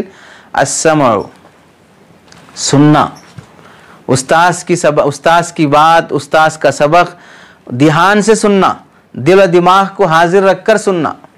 جسم حاضر ہے، دماغ غائب ہے، تو کیا کہیں گے؟ جمع حاضر واحد غائب۔ ارے سمجھے؟ پورے اعضاء کے ساتھ آپ حاضر ہیں لیکن واحد کیا ہے؟ غائب ہے. تو پوری توجہ کے ساتھ توجہ میں مخل بننے والی چیزوں کو پہلے ہی ختم کر دینا. معلوم ہے کہ بھئی کلاس میں میرے کو نیند آتی, محاضرے میں میرے کو نیند آتی, تو پہلے سے کیا کرنا؟ باوضو رہ کے آنا. اگر سننے میں نیند کا غلبہ ہو رہا تو کھڑے ہو جانا, کھڑے ہو کے سننے میں کیا حرج ہے؟ کئی بوڑھے علماء, بوڑھے عوام کو ہم نے دیکھا جلسے کے موقع پر ساری کرسیاں بھر گئی ہیں, لیکن بیچارہ 50, 60, 80 سال کی عمر کے بوڑھے کو بھی دیکھا کہ وہ کنارے پہ کھڑے ہو کے مول صاحب کا بیان سن رہا ہے. 1 گھنٹے کا بیان 80 سال 70 سال کی عمر کا شخص کھڑے ہو کے سن سکتا ہے, تو 18 سال 20 سال کا نوجوان اپنا سبق غفلت میں نہ گزر جائے, کھڑے ہو کے نہیں سن سکتا. استاذ کھڑا کر دیے تو شرمندگی سمجھتا ہے, اپنے لیے ذلت سمجھتا ہے. استاذ کا کھڑا کر دینا ذلیل کرنے واسطے نہیں ہوتا ہے, بیداری کی حالت میں سنانا مقصود ہوتا ہے, اس واسطے کھڑا کیا جاتا ہے. اب ہم کیا سمجھتے ہیں اس کو؟ سزا دیے, سب کے سامنے مجھے کھڑا کر دیے, اس واسطے اسی شرمندگی میں گھلے جاتا رہتا, کیا بول رہے وہ نہیں سنتا, اپنی شرمندگی کے احساس میں کھڑے رہتا ہے. دوسری چیز ثم الانصات, خاموشی اختیار کرنا, یعنی علمی باتوں کو پوری توجہ سے سننا اور خاموش رہنا. دوران درس باتیں نہیں کرنا, دوران درس کوئی حرکت ایسی نہیں کرنا جو خاموشی کے خلاف ہو. دوران درس اشارے نہیں کرنا, یہاں تک لکھا ہے کہ دوران درس بلا ضرورت کے ورق گردانی بھی نہیں کرنا. استاد ایک صفحہ پڑھا رہے آپ کو, آپ آگے کا دیکھ رہے اور کتنے صفحے باقی ہے بھائی, بولے ایسا, یہ بھی کس میں سے داخل ہے؟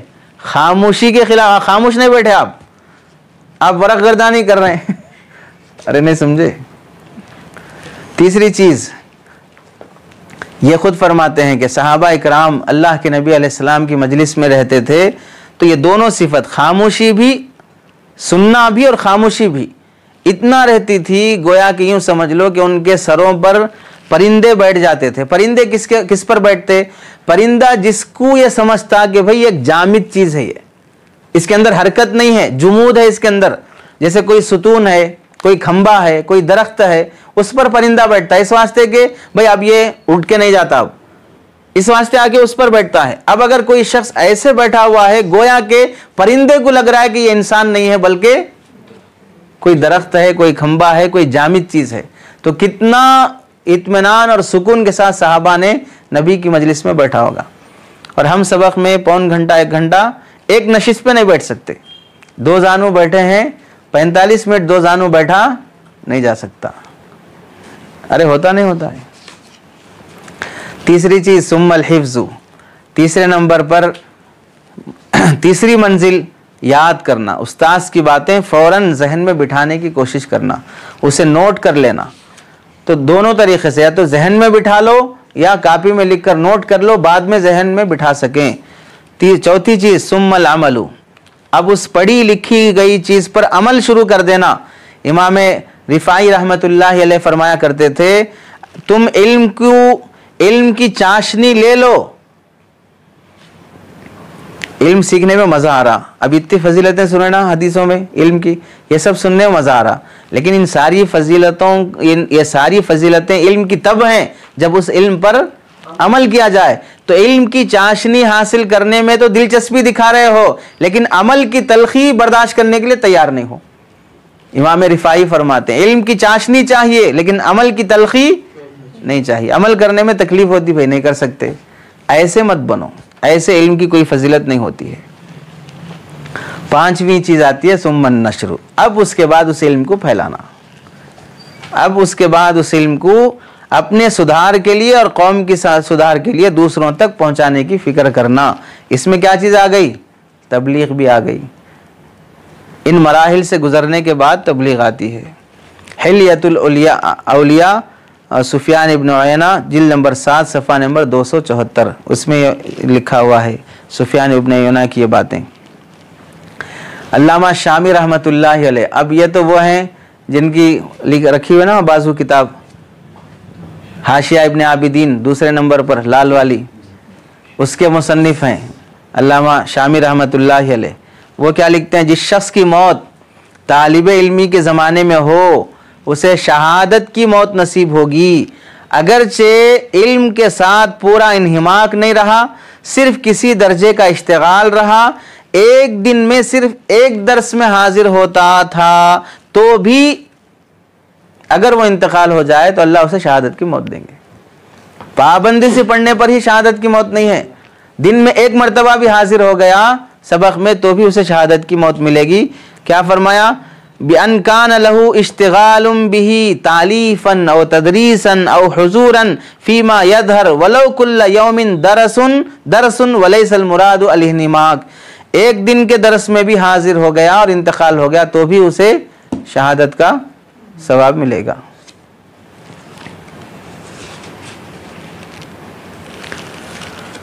حضرت ابن عباس رضی اللہ تعالیٰ عنہ کی روایت ہے، کیا فرماتے ہیں؟ ایک مرتبہ ایسا ہوا، ابو العالیہ یہ تابعی ہیں، یہ حضرت ابن عباس رضی اللہ تعالیٰ عنہ کے شاگرد تھے۔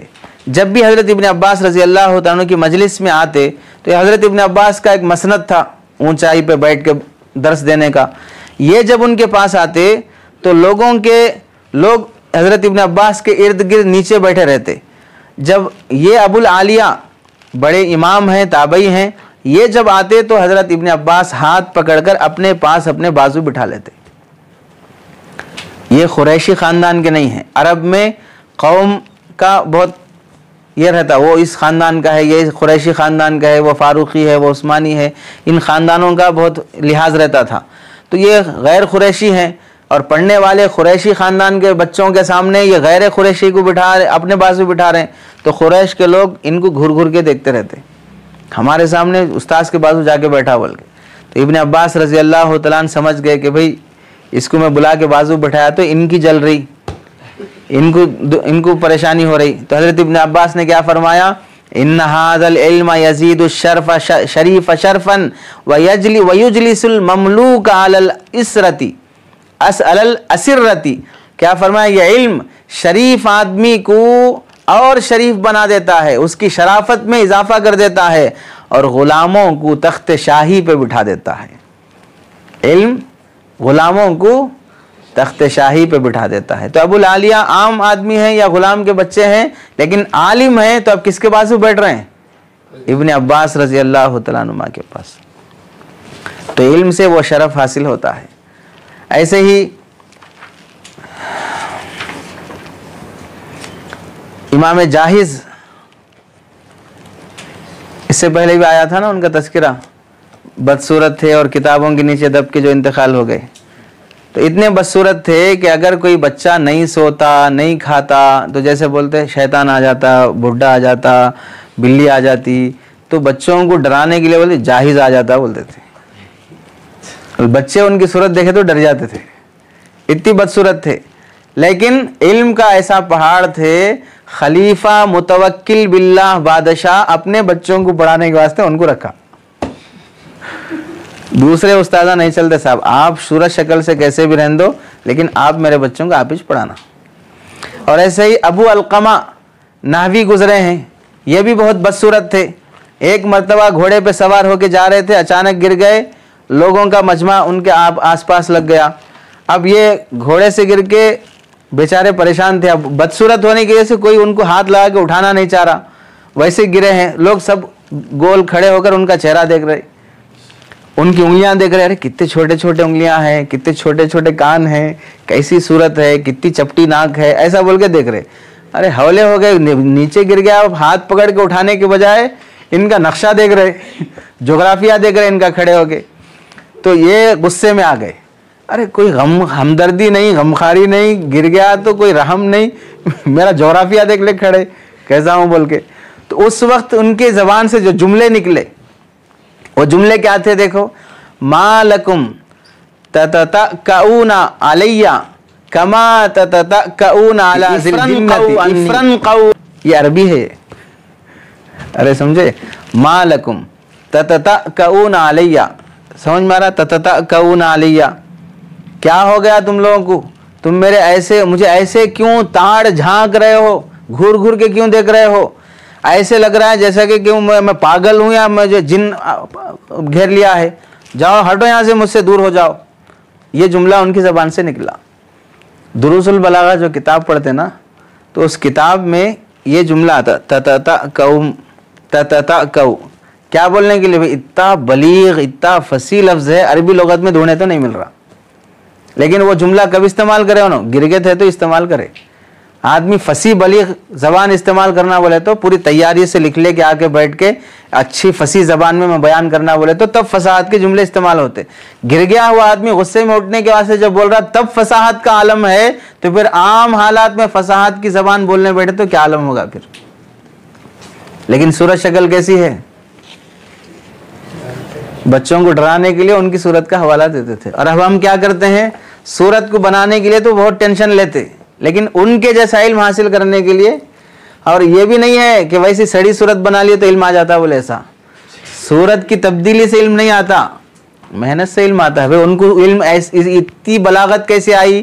سڑی صورت ہے بول کے آئی، ہم بھی صورت بگاڑ لیں گے تو بلاغت آ جاتی، ایسا نہیں رہتا ہے، محنت سے آتا۔ یحییٰ ابن اکثم رحمۃ اللہ علیہ، یہ بھی بڑے عالم گزرے ہیں، ایک دفعہ خلیفہ ہارون رشید کے پاس گئے۔ ہارون رشید ان سے پوچھے، بڑے عالم تھے، کیا پوچھے؟ سب سے بلند مرتبہ کس کا ہے؟ سب سے بلند مقام کون سا ہے؟ تو یہ بڑے عالم تھے، ولی تھے، یہ فرمانے لگے جس پر آپ فائز ہیں۔ کس کو بول رہے ہیں؟ ہارون رشید کو۔ بھئی آپ کا جو مقام، آپ کا جو عہدہ ہے، اور ویسے ہارون رشید کوئی معمولی خاندان کے نہیں ہیں، حضرت عباس رضی اللہ تعالیٰ عنہ کے خاندان سے ہیں، یہ حضرت حضور صلی اللہ علیہ وسلم کے چچا کے خاندان سے ہیں۔ تو یہ فرمایا بھائی آپ جس پہ بیٹھے ہیں، آپ کا جو منصب ہے یہی بہت عافیت والی اور بہت بلند مرتبے والا منصب ہے۔ پھر یہ پوچھے مجھ سے بھی زیادہ صاحب مرتبہ کون ہے، مجھ سے بھی زیادہ بلند مقام والا کون ہے؟ تو یہ فرمایا بھائی آپ سے بلند مرتبہ والا کون ہو سکتا ہے؟ تو اس کے بعد ہارون رشید فرمائے میں جانتا ہوں میرے سے بلند مرتبہ والا کون ہے۔ پھر کیا بولے؟ وہ محدث، حدیث کا درس دینے والا، مجلس میں بیٹھ کر حدثنا فلان عن فلان عن رسول اللہ صلی اللہ علیہ وسلم، میں نے فلاں سے یہ حدیث سنی ہے، انہوں نے فلاں سے سنی ہے، اور انہوں نے فلاں صحابی سے، اور انہوں نے رسول اللہ سے سنی ہے، اس سند کے ساتھ جو حدیثیں بیان کرتے ہیں یہ مجھ سے بھی زیادہ بلند مرتبے اور مقام پر ہے۔ میں مسلمانوں کا خلیفہ اور امیر ہوں، اور وہ مجھ سے بھی افضل کیسے ہو سکتا ہے؟ میں خلیفۃ المؤمنین ہوں، لیکن وہ مجھ سے بھی افضل ہونے کی وجہ یہ ہے کہ وجہ کیا ہے؟ ھذا خیر منی لأن اسمہ مقترن باسم رسول اللہ لا يموت ابدا ونحن نموت ونفنی والعلماء باقون۔ حضرت ہارون رشید فرما رہے کیا بولے کہ ان کا نام رسول اللہ کے نام کے ساتھ جڑ گیا، اس واسطے کہ قرآن میں حدیث میں جو بھی چیزیں، اب ایک مولانا بیٹھ کر ایک حدیث پڑھ رہے تو کیا بولیں گے؟ اللہ کے نبی علیہ السلام نے یہ حدیث فرمائی، یہ بات بیان فرمائی، تو بات اللہ کے نبی کی ہے، بولنے والے زبان کس کی ہے؟ مولانا کی ہے، تو مولانا جڑ گئے کس کے ساتھ؟ اب کیا ہوتا؟ کسی بھی مدرسے میں پڑھاتے پڑھاتے ایک لمبا عرصہ گزر جائے تو کیا لقب دیتے؟ شیخ الحدیث۔ حدیث کس کی ہے؟ رسول اللہ کی ہے، اور یہ اس کے شیخ یعنی خادم ہیں، تو اب ان کا نام کس کے ساتھ جڑ گیا؟ تو جس کا نام رسول اللہ کے ساتھ جڑ گیا، رسول اللہ قیامت تک باقی، ان کے نام کے ساتھ جس کا نام جڑ گیا وہ بھی قیامت تک کے لیے باقی۔ اب بتاؤ اس سے بلند مرتبہ والا کون ہو سکتا ہے؟ کون کہہ رہے ہیں؟ ہارون رشید۔ حکماء اور حکمران فنا ہو جائیں گے، لیکن علماء کبھی فنا نہیں ہوں گے، وہ ہمیشہ زندہ رہیں گے اپنی علم کی وجہ سے۔ ایسے خثیمہ بن سلیمان یہ کہتے ہیں کہ ایک مرتبہ ایسا ہوا، یہ امام یزید بن ہارون کی مجلس میں بیٹھے ہوئے تھے، ہزاروں کی تعداد میں لوگ ان کے پاس علم حاصل کر رہے تھے، تو کیا ہوا؟ فمر امیر المؤمنین فوقف علینا فی المجلس وفی المجلس الوف فالتفت الی اصحابہ وقال ھذا الملک وَهَذَا الْمَلِكُ۔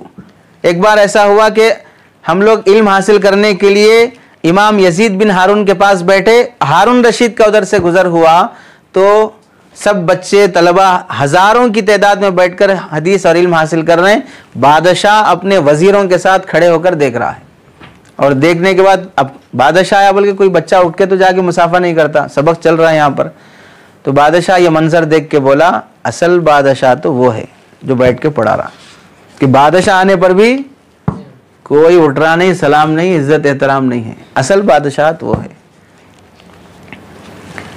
جہالت، اب دیکھو علم کے بغیر جینے والوں کے بارے میں کیا بہترین بات امام اعمش فرمائے، 3 اقوال ہیں، تینوں زبردست ہیں۔ امام اعمش فرماتے ہیں انی لار الشیخ لا یروی شیئا من الحدیث فاشتہی ان التمہ، جب میں کسی بوڑھے کو دیکھتا ہوں اسے کوئی حدیث معلوم نہیں، کوئی دعا معلوم نہیں، کسی حدیث کو نقل کرنے کی اس کے اندر علم نہیں ہے، تو میرا جی کرتا ہے خوب تھپڑ باندھنا اس کو بول کے، ارے بڈھے ہو گئے اب تک تمہارے کو حدیث کیا چیز نہیں معلوم ہے۔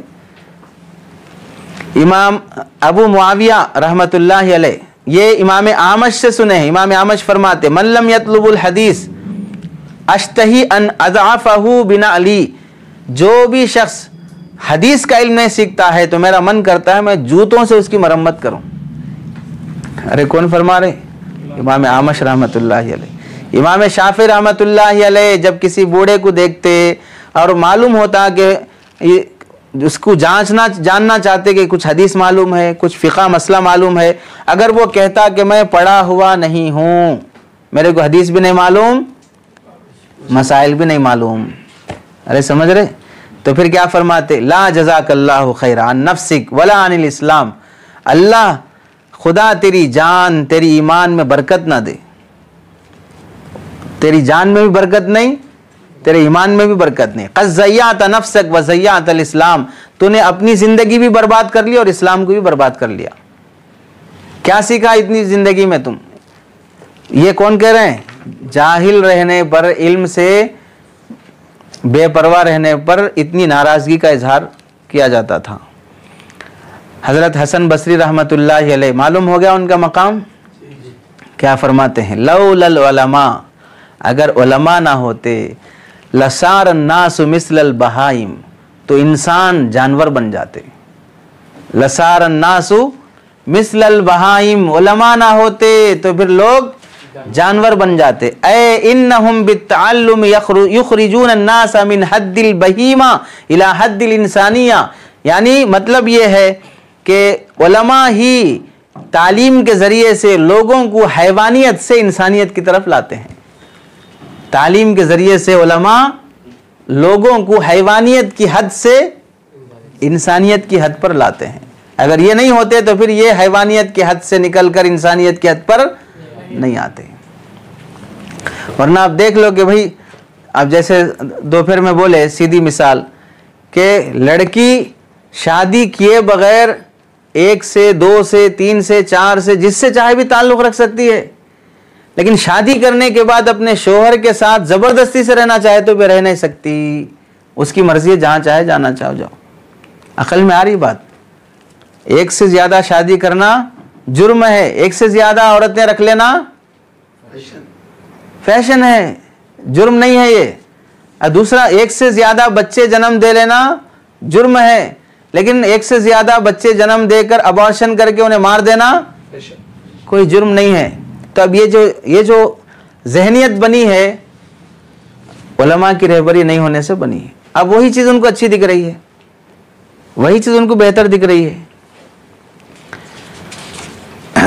امام طحاوی رحمۃ اللہ علیہ یہ فقہ حنفی کے بیرسٹر ہیں، فقہ حنفی کے یعنی وکیل رہتا نا، جس طرح قانون دان رہتا ہے کہ یہ قانون ایسا ہے یہ قانون ایسا ہے، پھر دونوں کا کمپیئر کر کے صحیح کیا چیز ہے بتانا، تو بیرسٹر کا مقام بہت اونچا رہتا ہے۔ امام طحاوی رحمۃ اللہ علیہ کہتے ہیں ایک بار ایسا ہوا کہ احمد بن ابی عمران رحمۃ اللہ علیہ کے پاس میں بیٹھا ہوا تھا، ہمارے پاس ایک بادشاہ کا گزر ہوا، مالدار کا، میں اپنی کتابیں چھوڑ کر اسے دیکھنے لگ گیا۔ امام طحاوی اپنی کتابیں چھوڑ کے وہ مالدار آدمی کو دیکھنے لگ گئے۔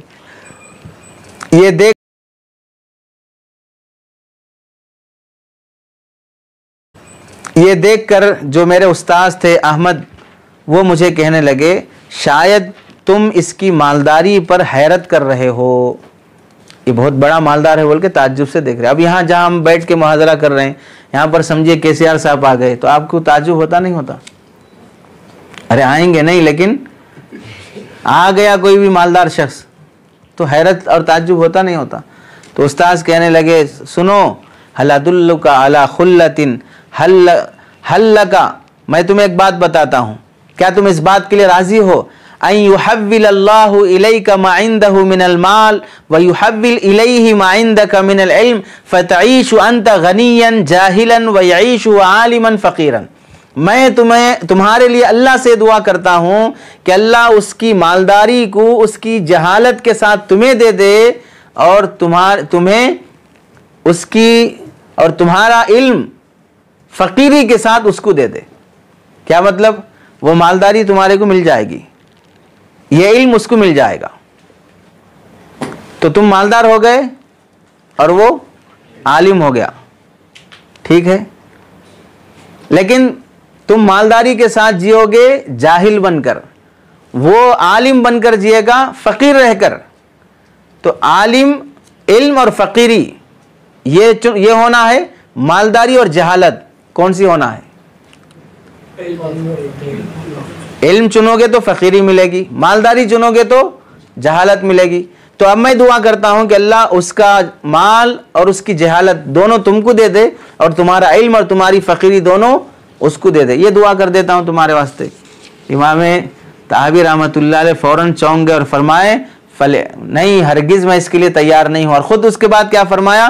فالعلم غنم بلا مال، علم خود بغیر مال کے مالداری ہے، یہ علم خود بغیر مال کے مالداری ہے۔ وعز بلا عشیرت، اور بغیر کسی فوج کے چیلے چپوٹوں کے ایک عزت کی چیز ہے علم۔ وسلطان بلا رجال، اور بغیر کسی رعایا کے خود ایک بادشاہی ہے، بغیر کسی رعایا کے خود ایک بادشاہی ہے۔ علم خود مالداری ہے، بغیر کسی مال کے مالداری ہے۔ کیسے؟ اس کی مثال، وہ بہت سے بڑے بڑے مالدار بزرگوں کے پاس آتے نہیں آتے، لیکن خود جوتے چھوڑ کے سلام صاحب بول کے آ کے مفتی صاحب کا ہاتھ چوم کے ادب سے بڑے آتے۔ ارے نہیں سمجھے؟ مول صاحب کے پاس مال نہیں ہے، لیکن مالداری کے بغیر بھی مالدار ہیں، مال کے بغیر بھی مالدار ہیں۔ اور پبلک نہیں ہے، کوئی پیسے دے کر سیلری دے کر ہمارے آگے پیچھے 4-6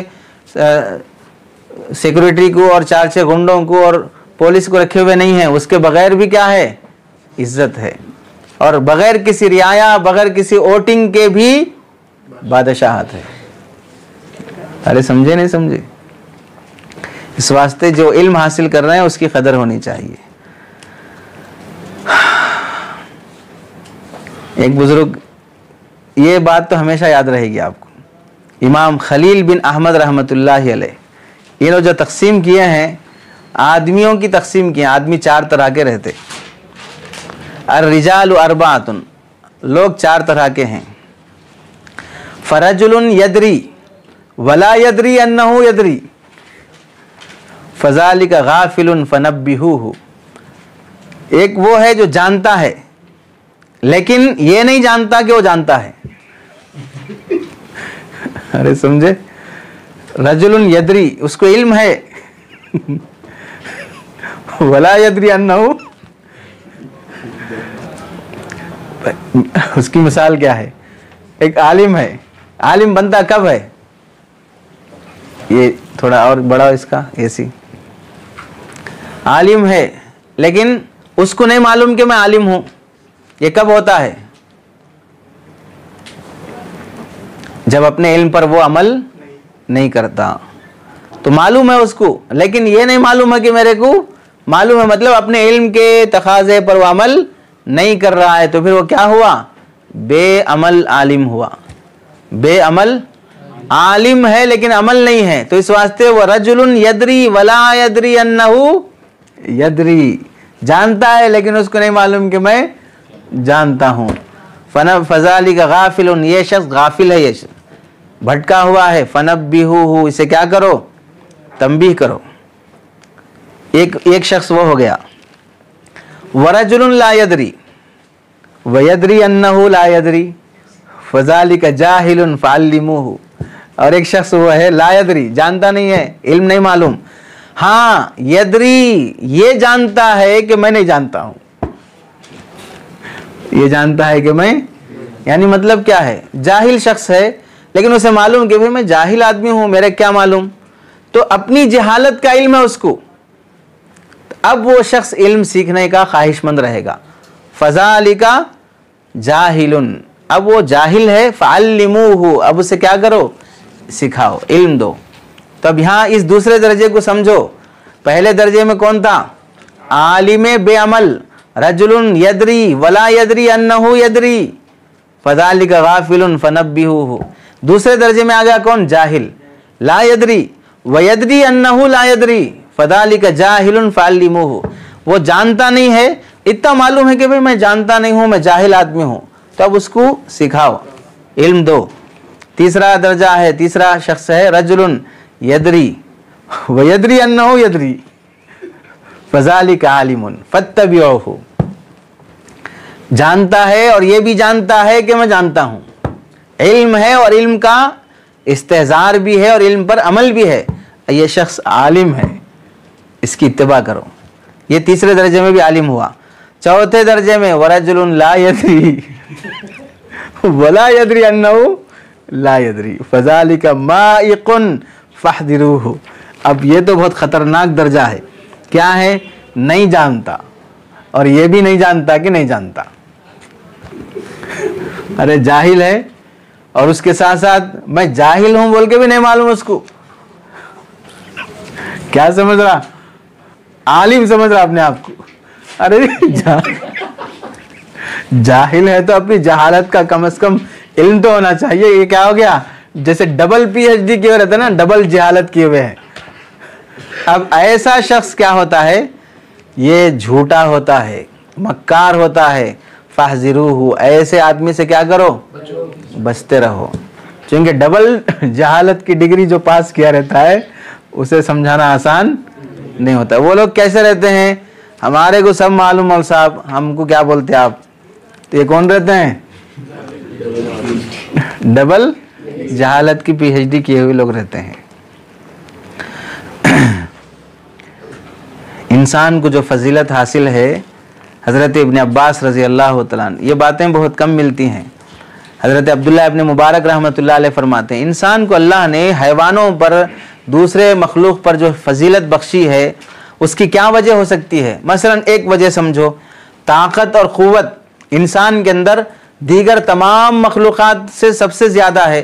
تو آپ بتاؤ فرشتوں کے اندر طاقت زیادہ ہے یا انسان کے اندر طاقت زیادہ ہے؟ فرشتوں میں طاقت زیادہ ہے، آسمانوں سے ایک جھٹکے میں زمین پہ آ جاتے، اور انسان ایک جھٹکے میں زمین سے آسمان پہ چلے آتا.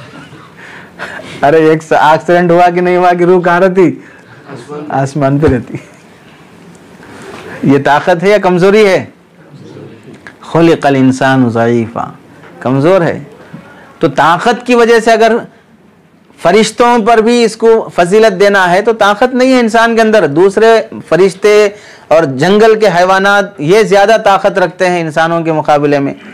دوسری چیز، اگر انسان کو اس کے موٹاپے کی وجہ سے فضیلت ہوتی تو ہاتھی اس سے زیادہ موٹا ہے، تو ہاتھی اشرف المخلوقات ہونا چاہیے، انسان اشرف المخلوقات نہیں ہونا چاہیے. تیسری چیز، بہادری کی وجہ سے اگر انسان کو فضیلت حاصل ہے تو شیر اور بھیڑیا، اس سے زیادہ بہادری کس کے اندر ہوتی ہے؟ اس کی بہادری کا اندازہ صرف اس بات سے کر لو کہ کتے پکارتے رہتے ہیں پھر بھی لوگ پتھر مار کے بھگاتے ہیں، شیر خاموش بھی رہتا ہے، کسی کو پتھر مارنے کی ہمت نہیں ہوتی. ارے سمجھنا ہے آیا کچھ لاجک ہے نہیں ہے؟ کتے پکارتے رہتے پھر بھی کیا کرتے؟ شیر خاموش بھی رہتے، پتھر مارا تو کیا رہتا ہو؟ اس کی خبر کے سرانے کا آخری پتھر رہتا ہو.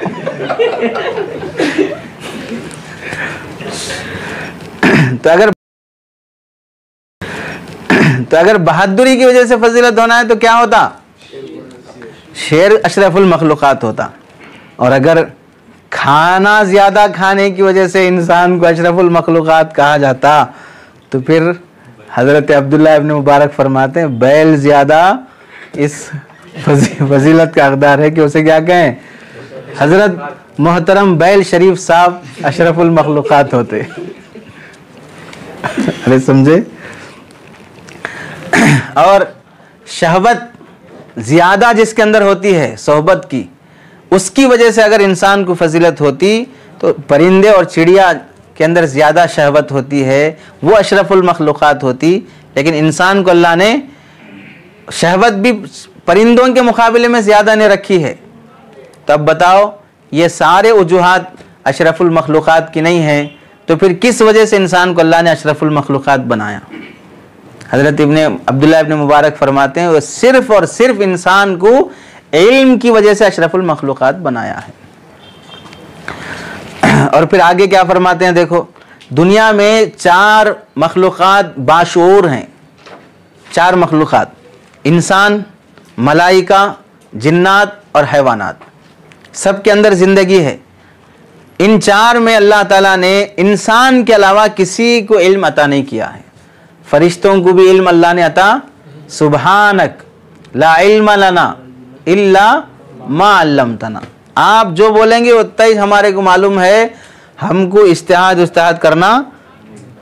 کوئی فرشتہ کیا نہیں ہے؟ مجتہد نہیں ہے. کوئی فرشتہ مفتی نہیں ہے، ہو بھی نہیں سکتا. حضرت جبرائیل علیہ السلام بھی کیا نہیں ہے؟ مفتی صاحب نہیں ہے. ارے سمجھے نہیں سمجھے؟ تو ان 4 مخلوقات میں اللہ نے انسان کو ہی علم سیکھنے کا ملکہ دیا ہے، دوسروں کو اللہ نے علم سیکھنے کا ملکہ. حضرت حسن بصری رحمۃ اللہ علیہ فرماتے ہیں، کیا بات دیکھو، سب سے پہلے انسان حضرت آدم علیہ السلام ہے. تمام فرشتوں پر اللہ تعالیٰ نے حضرت آدم کو فضیلت دی ہے. فرشتوں کی خوبیاں دیکھ لو کیا کیا ہیں؟ طہارت اور تقدس، یعنی مبارک اور نورانی مخلوق ہے وہ، اللہ اپنے نور سے پیدا کیے ہیں. طہارت اور تقدس، عصمت اور عفت. کسی لڑکی کو دیکھتے کیا فرشتے؟ کسی لڑکی کو چھیڑتے، کسی پہ بدنظری کرتے. حضرت جبرائیل اتنی بار آتے جاتے رہتے، ہمارے دائیں بائیں جو کرامن کاتبین بیٹھے ہیں، ہم بدنظری کر رہے سر دیکھ کے لکھتے رہتے، لیکن وہ نہیں دیکھتے سامنے والی کون لڑکی ہے بول کے. ارے سمجھ میں آ رہی بات؟ تو عصمت اور عفت، عبادت، ایسی عبادت کے کوئی فرشتہ رکوع میں جب سے پیدا ہوا ہے تب سے لے کر رکوع میں ہے، اب تک قیام میں آیا ہی نہیں. قیام میں ہے، رکوع میں گیا نہیں، سجدے میں ہے، سجدے سے اٹھا نہیں. ایسی عبادت اور محبوبیت، اللہ سے اتنی محبت کرتے ہیں کہ اس کے حکم کو ٹالنا کبھی سوچتے بھی نہیں. وہ یہ ساری صفتیں محبوب بننے کی جو ہو سکتی ہیں، وہ ساری صفتیں فرشتوں کے اندر بدرجہ اتم موجود ہیں. اس کے باوجود بھی اللہ تعالیٰ نے فرشتوں کو اشرف المخلوقات بنا کر انسانوں کو حکم نہیں دیا کہ ان کا سجدہ کریں، بلکہ فرشتوں کو حکم دیا کہ وہ انسانوں کا سجدہ کریں. اس واسطے کہ فرشتوں کے اندر جو صفت علم کی ہونی چاہیے تھی، وہ علم کی صفت فرشتوں کے اندر نہیں ہے. علم آدم الاسماء، اللہ نے تعلیم انسان کو دی ہے، آدمی کو دی ہے، اللہ نے تعلیم فرشتوں کو نہیں دی. اب یہاں سے سمجھ لو ایک بات، لوگوں میں ایک بات یہ مشہور ہے، فرشتہ یہ جو ابلیس شیطان ہے، فرشتوں کا بھی سردار تھا، فرشتوں کا بھی استاذ تھا. فرشتے اس کے پاس پڑھ لیتے تھے. اتنا علم اللہ تعالیٰ کس کو دیے تھے؟ شیطان کو دیے تھے. ایسا بعض مرتبہ بولتے نا بیانات میں، ارے بولتے نہیں بولتے. تو اب یہاں سمجھ لینا چاہیے فرشتوں کو علم سیکھنے کی ضرورت ہی کیا ہے؟ جب اللہ تعالیٰ 4 مخلوقات میں سے علم سیکھنے کی صلاحیت فرشتوں میں رکھی نہیں ہے، تو فرشتے کون سی کتاب لے جا کے بیٹھ کے جناب حضرت شیطان صاحب کے پاس بیٹھ کے پڑھ لے کے آنے کی ضرورت پڑی ان کو؟ اور جب یہ بولا جاتا ہے کہ بھائی فَإِنَّ هَذَا الْعِلْمَ دِينٌ فَانظُرُوا عَمَّنْ تَأْخُذُونَ دِينَكُمْ، بھائی یہ علم جسے تم سیکھنا چاہ رہے ہو، یہ علم کسی گاڑی ریپیئر کرنے کا، کسی کپڑے سینے کا، کسی برتن دھونے کا علم نہیں ہے، اللہ اور اس کے رسول کا علم ہے. سکھانے والا کون ہے یہ بھی دیکھ لو. ہر ارے غیرے سے علم مت سیکھو. اب فرشتے کس سے سیکھ رہے ہیں؟ شیطان سے سیکھ رہے ہیں. ارے ان کو اتنا نہیں دکھ رہا، بھائی شیطان سے سیکھنا کیا ہم علم بول کے. اللہ رب العزت ہیں، قریب ہی میں ہے، آسمان پر ہی ہے نا. اللہ کی ذات. اور فرشتے بھی آسمان پر ہی ہیں, اللہ عرش پر ہیں, 7 آسمانوں سے اوپر عرش ہے. تو بھئی اتنا نزدیک اللہ تعالیٰ ہے, تو پھر آپ اللہ سے نہیں سیکھ سکتے علم, حضرت جبرائیل سے نہیں سیکھ سکتے علم. جبرائیل تو فرشتوں کے سردار ہیں, ان سے علم نہیں سیکھ رہے ہیں, اور کس سے سیکھ رہے ہیں؟ شیطان سے سیکھ رہے ہیں. تو یہ بات ہی غلط ہے کہ شیطان کیا تھا؟ فرشتوں کا سردار تھا اور فرشتوں کو پڑھاتا تھا. فرشتے شیطان کے پاس, ارے سمجھے؟ تو کتنے سال کا نصاب رہیں گا فرشتوں کا وہ جو شیطان پڑھایا؟ کون سا نصاب رہیں گا؟ 5 سالہ رہیں گا یا 8 سالہ رہیں گا؟ کون سی کتابیں رہیں گی؟ کتنی گھنٹیاں رہیں گی؟ اب یہاں جو 6 بجے سے لے کے 4:30 بجے تک کی جو ٹائمنگ ہے وہ ٹائمنگ تھی یا کوئی کیا ٹائمنگ تھی؟ کچھ تفصیل ہے اس کی معلوم؟ فالتو باتیں ہیں. کسی کتاب میں مستند حوالے سے لکھا ہوا ہی نہیں کہ شیطان فرشتوں کا معلم تھا. ارے سمجھے نہیں سمجھے؟ حضرت یوسف علیہ السلام کو اللہ تعالیٰ نے جو علم دیا وہ کون سا تھا؟ خواب کی تعبیر کا علم. اس علم کی برکت سے حضرت یوسف علیہ السلام قید خانے سے اتنے باہر آئے کہ اب مصر کے بادشاہ بن گئے. کس علم کی برکت سے؟ خواب کی تعبیروں کا. پھر اللہ نے دوسرا علم دیا, اجعلنی علی خزائن الارض انی حفیظ علیم.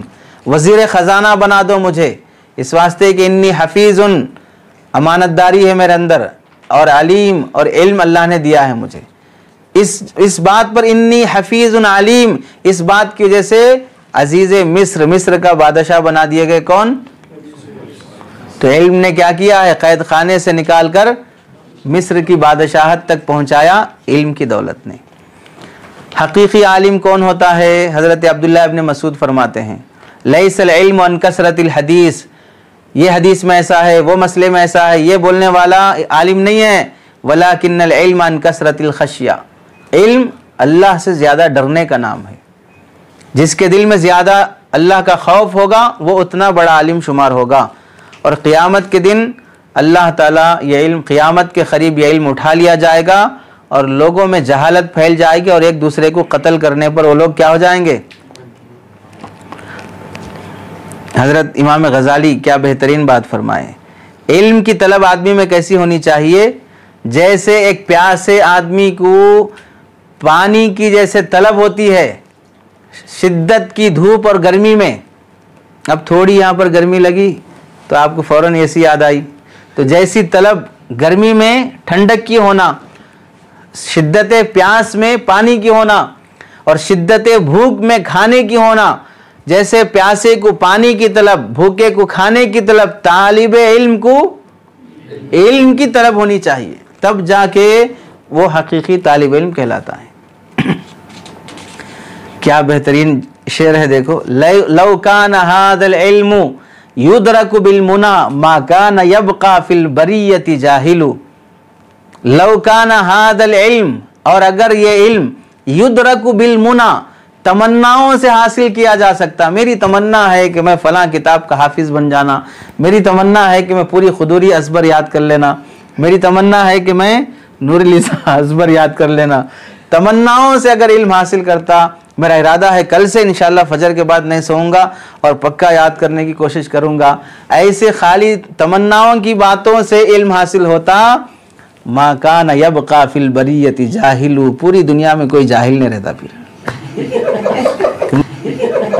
کیونکہ تمنا تو ہر کوئی کرتا ہے, لیکن ہر کسی کی تمنا پوری نہیں ہوتی ہے, اور ہر تمنا ایسی نہیں ہے کہ تمنا کرنے پر تمنا مل جائے. تمنا کرنے پر تمنا نہیں ملتی ہے, کوشش کرنے پہ ملتی ہے. ارے کوشش کرنے پہ. امام شافعی اس کی مثال دکھا دی. امام شافعی رحمۃ اللہ علیہ سے امام مزنی ان کے شاگرد ہیں, وہ پوچھتے ہیں امام شافعی رحمۃ اللہ علیہ سے, کیف شہوتک للعلم, علم کی طلب کیسی ہے آپ کو, کیسی چاہت ہے علم کی؟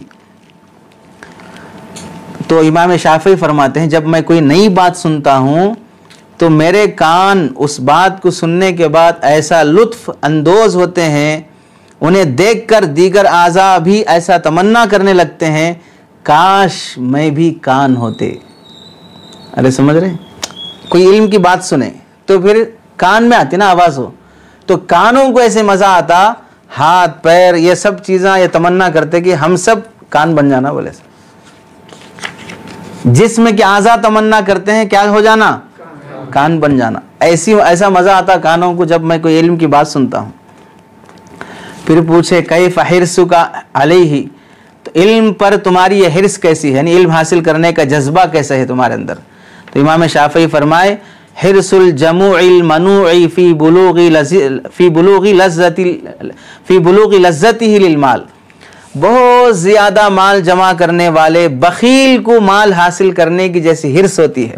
بہت زیادہ مال جمع کرنے والے کنجوس اور بخیل کو مال جمع کرنے کی جو حرص ہوتی ہے، مجھے بھی علم جمع کرنے کی ویسی حرص ہے.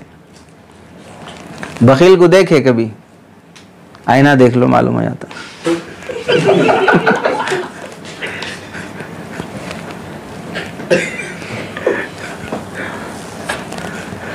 ارے نہیں دیکھا ہے نا کبھی. چلیے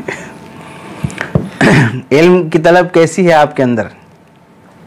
امام شافعی فرماتے ہیں طلب المرأة المضلة ولدها لیس لها غیرہ.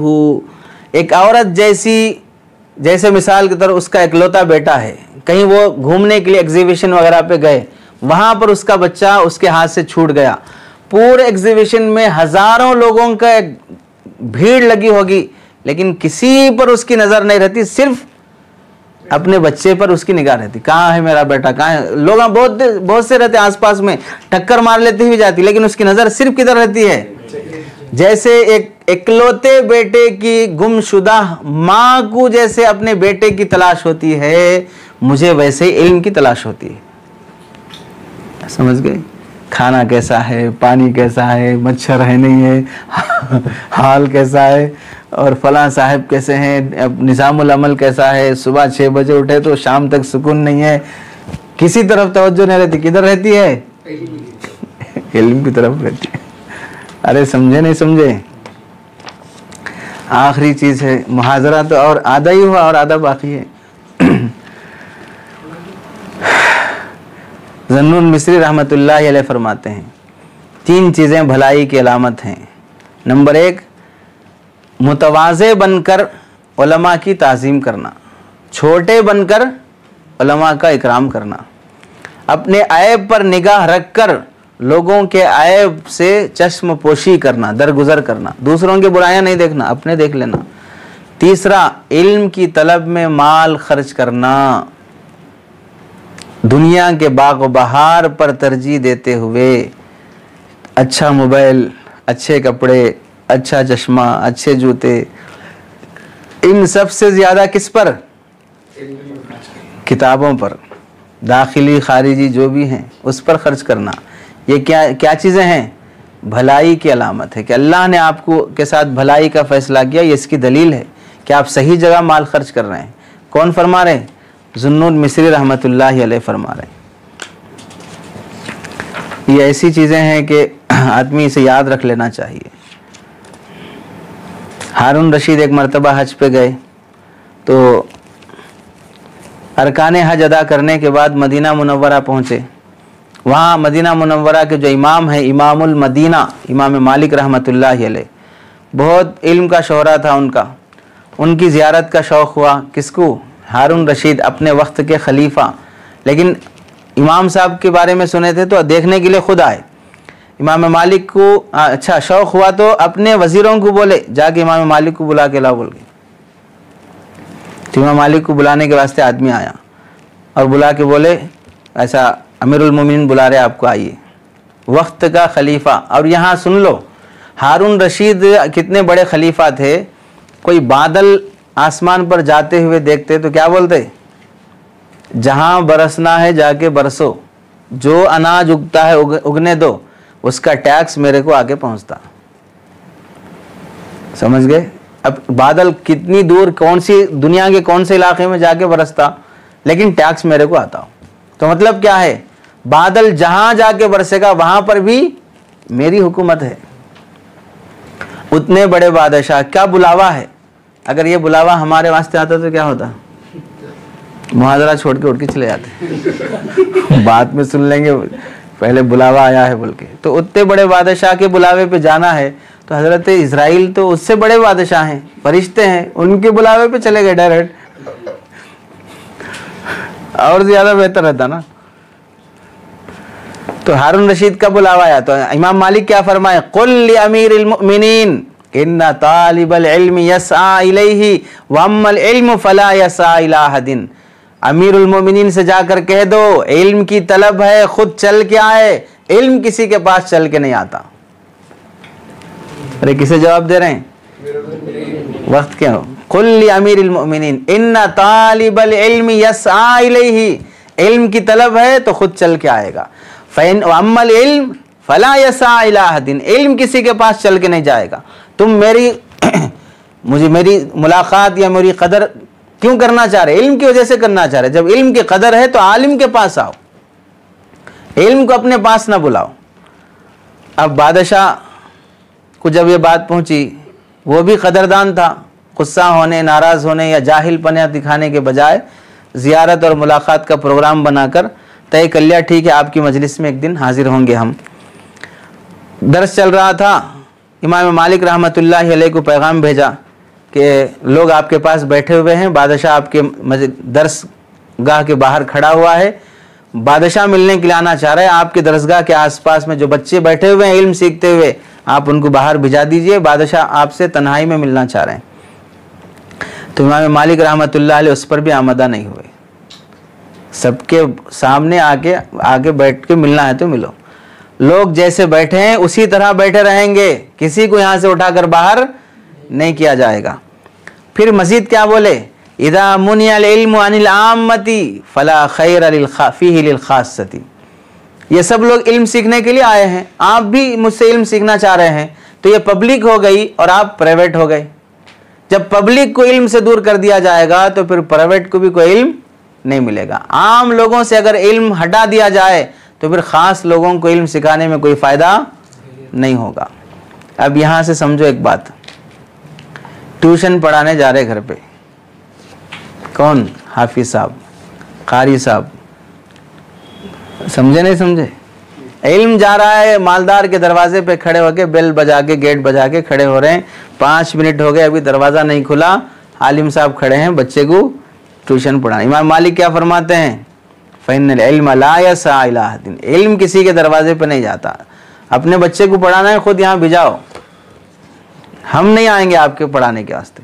बहुत मजबूरी है कि अगर नहीं जाएंगे, ट्यूशन नहीं पढ़ाएंगे तो उनकी औलाद इल्म से महरूम रह जाएगी, नस्ल ही जाहिल बनकर मरेगी, कुफ्र पर मर सकती है। ऐसे ज़िद्दी किस्म के लोग हैं, तो फिर मजबूरी है इस ज़माने के लिहाज से आप जाइए, लेकिन किसी के दरवाजे पर जाके इल्म को जलील मत कीजिए, इल्म को रुसवा मत कीजिए।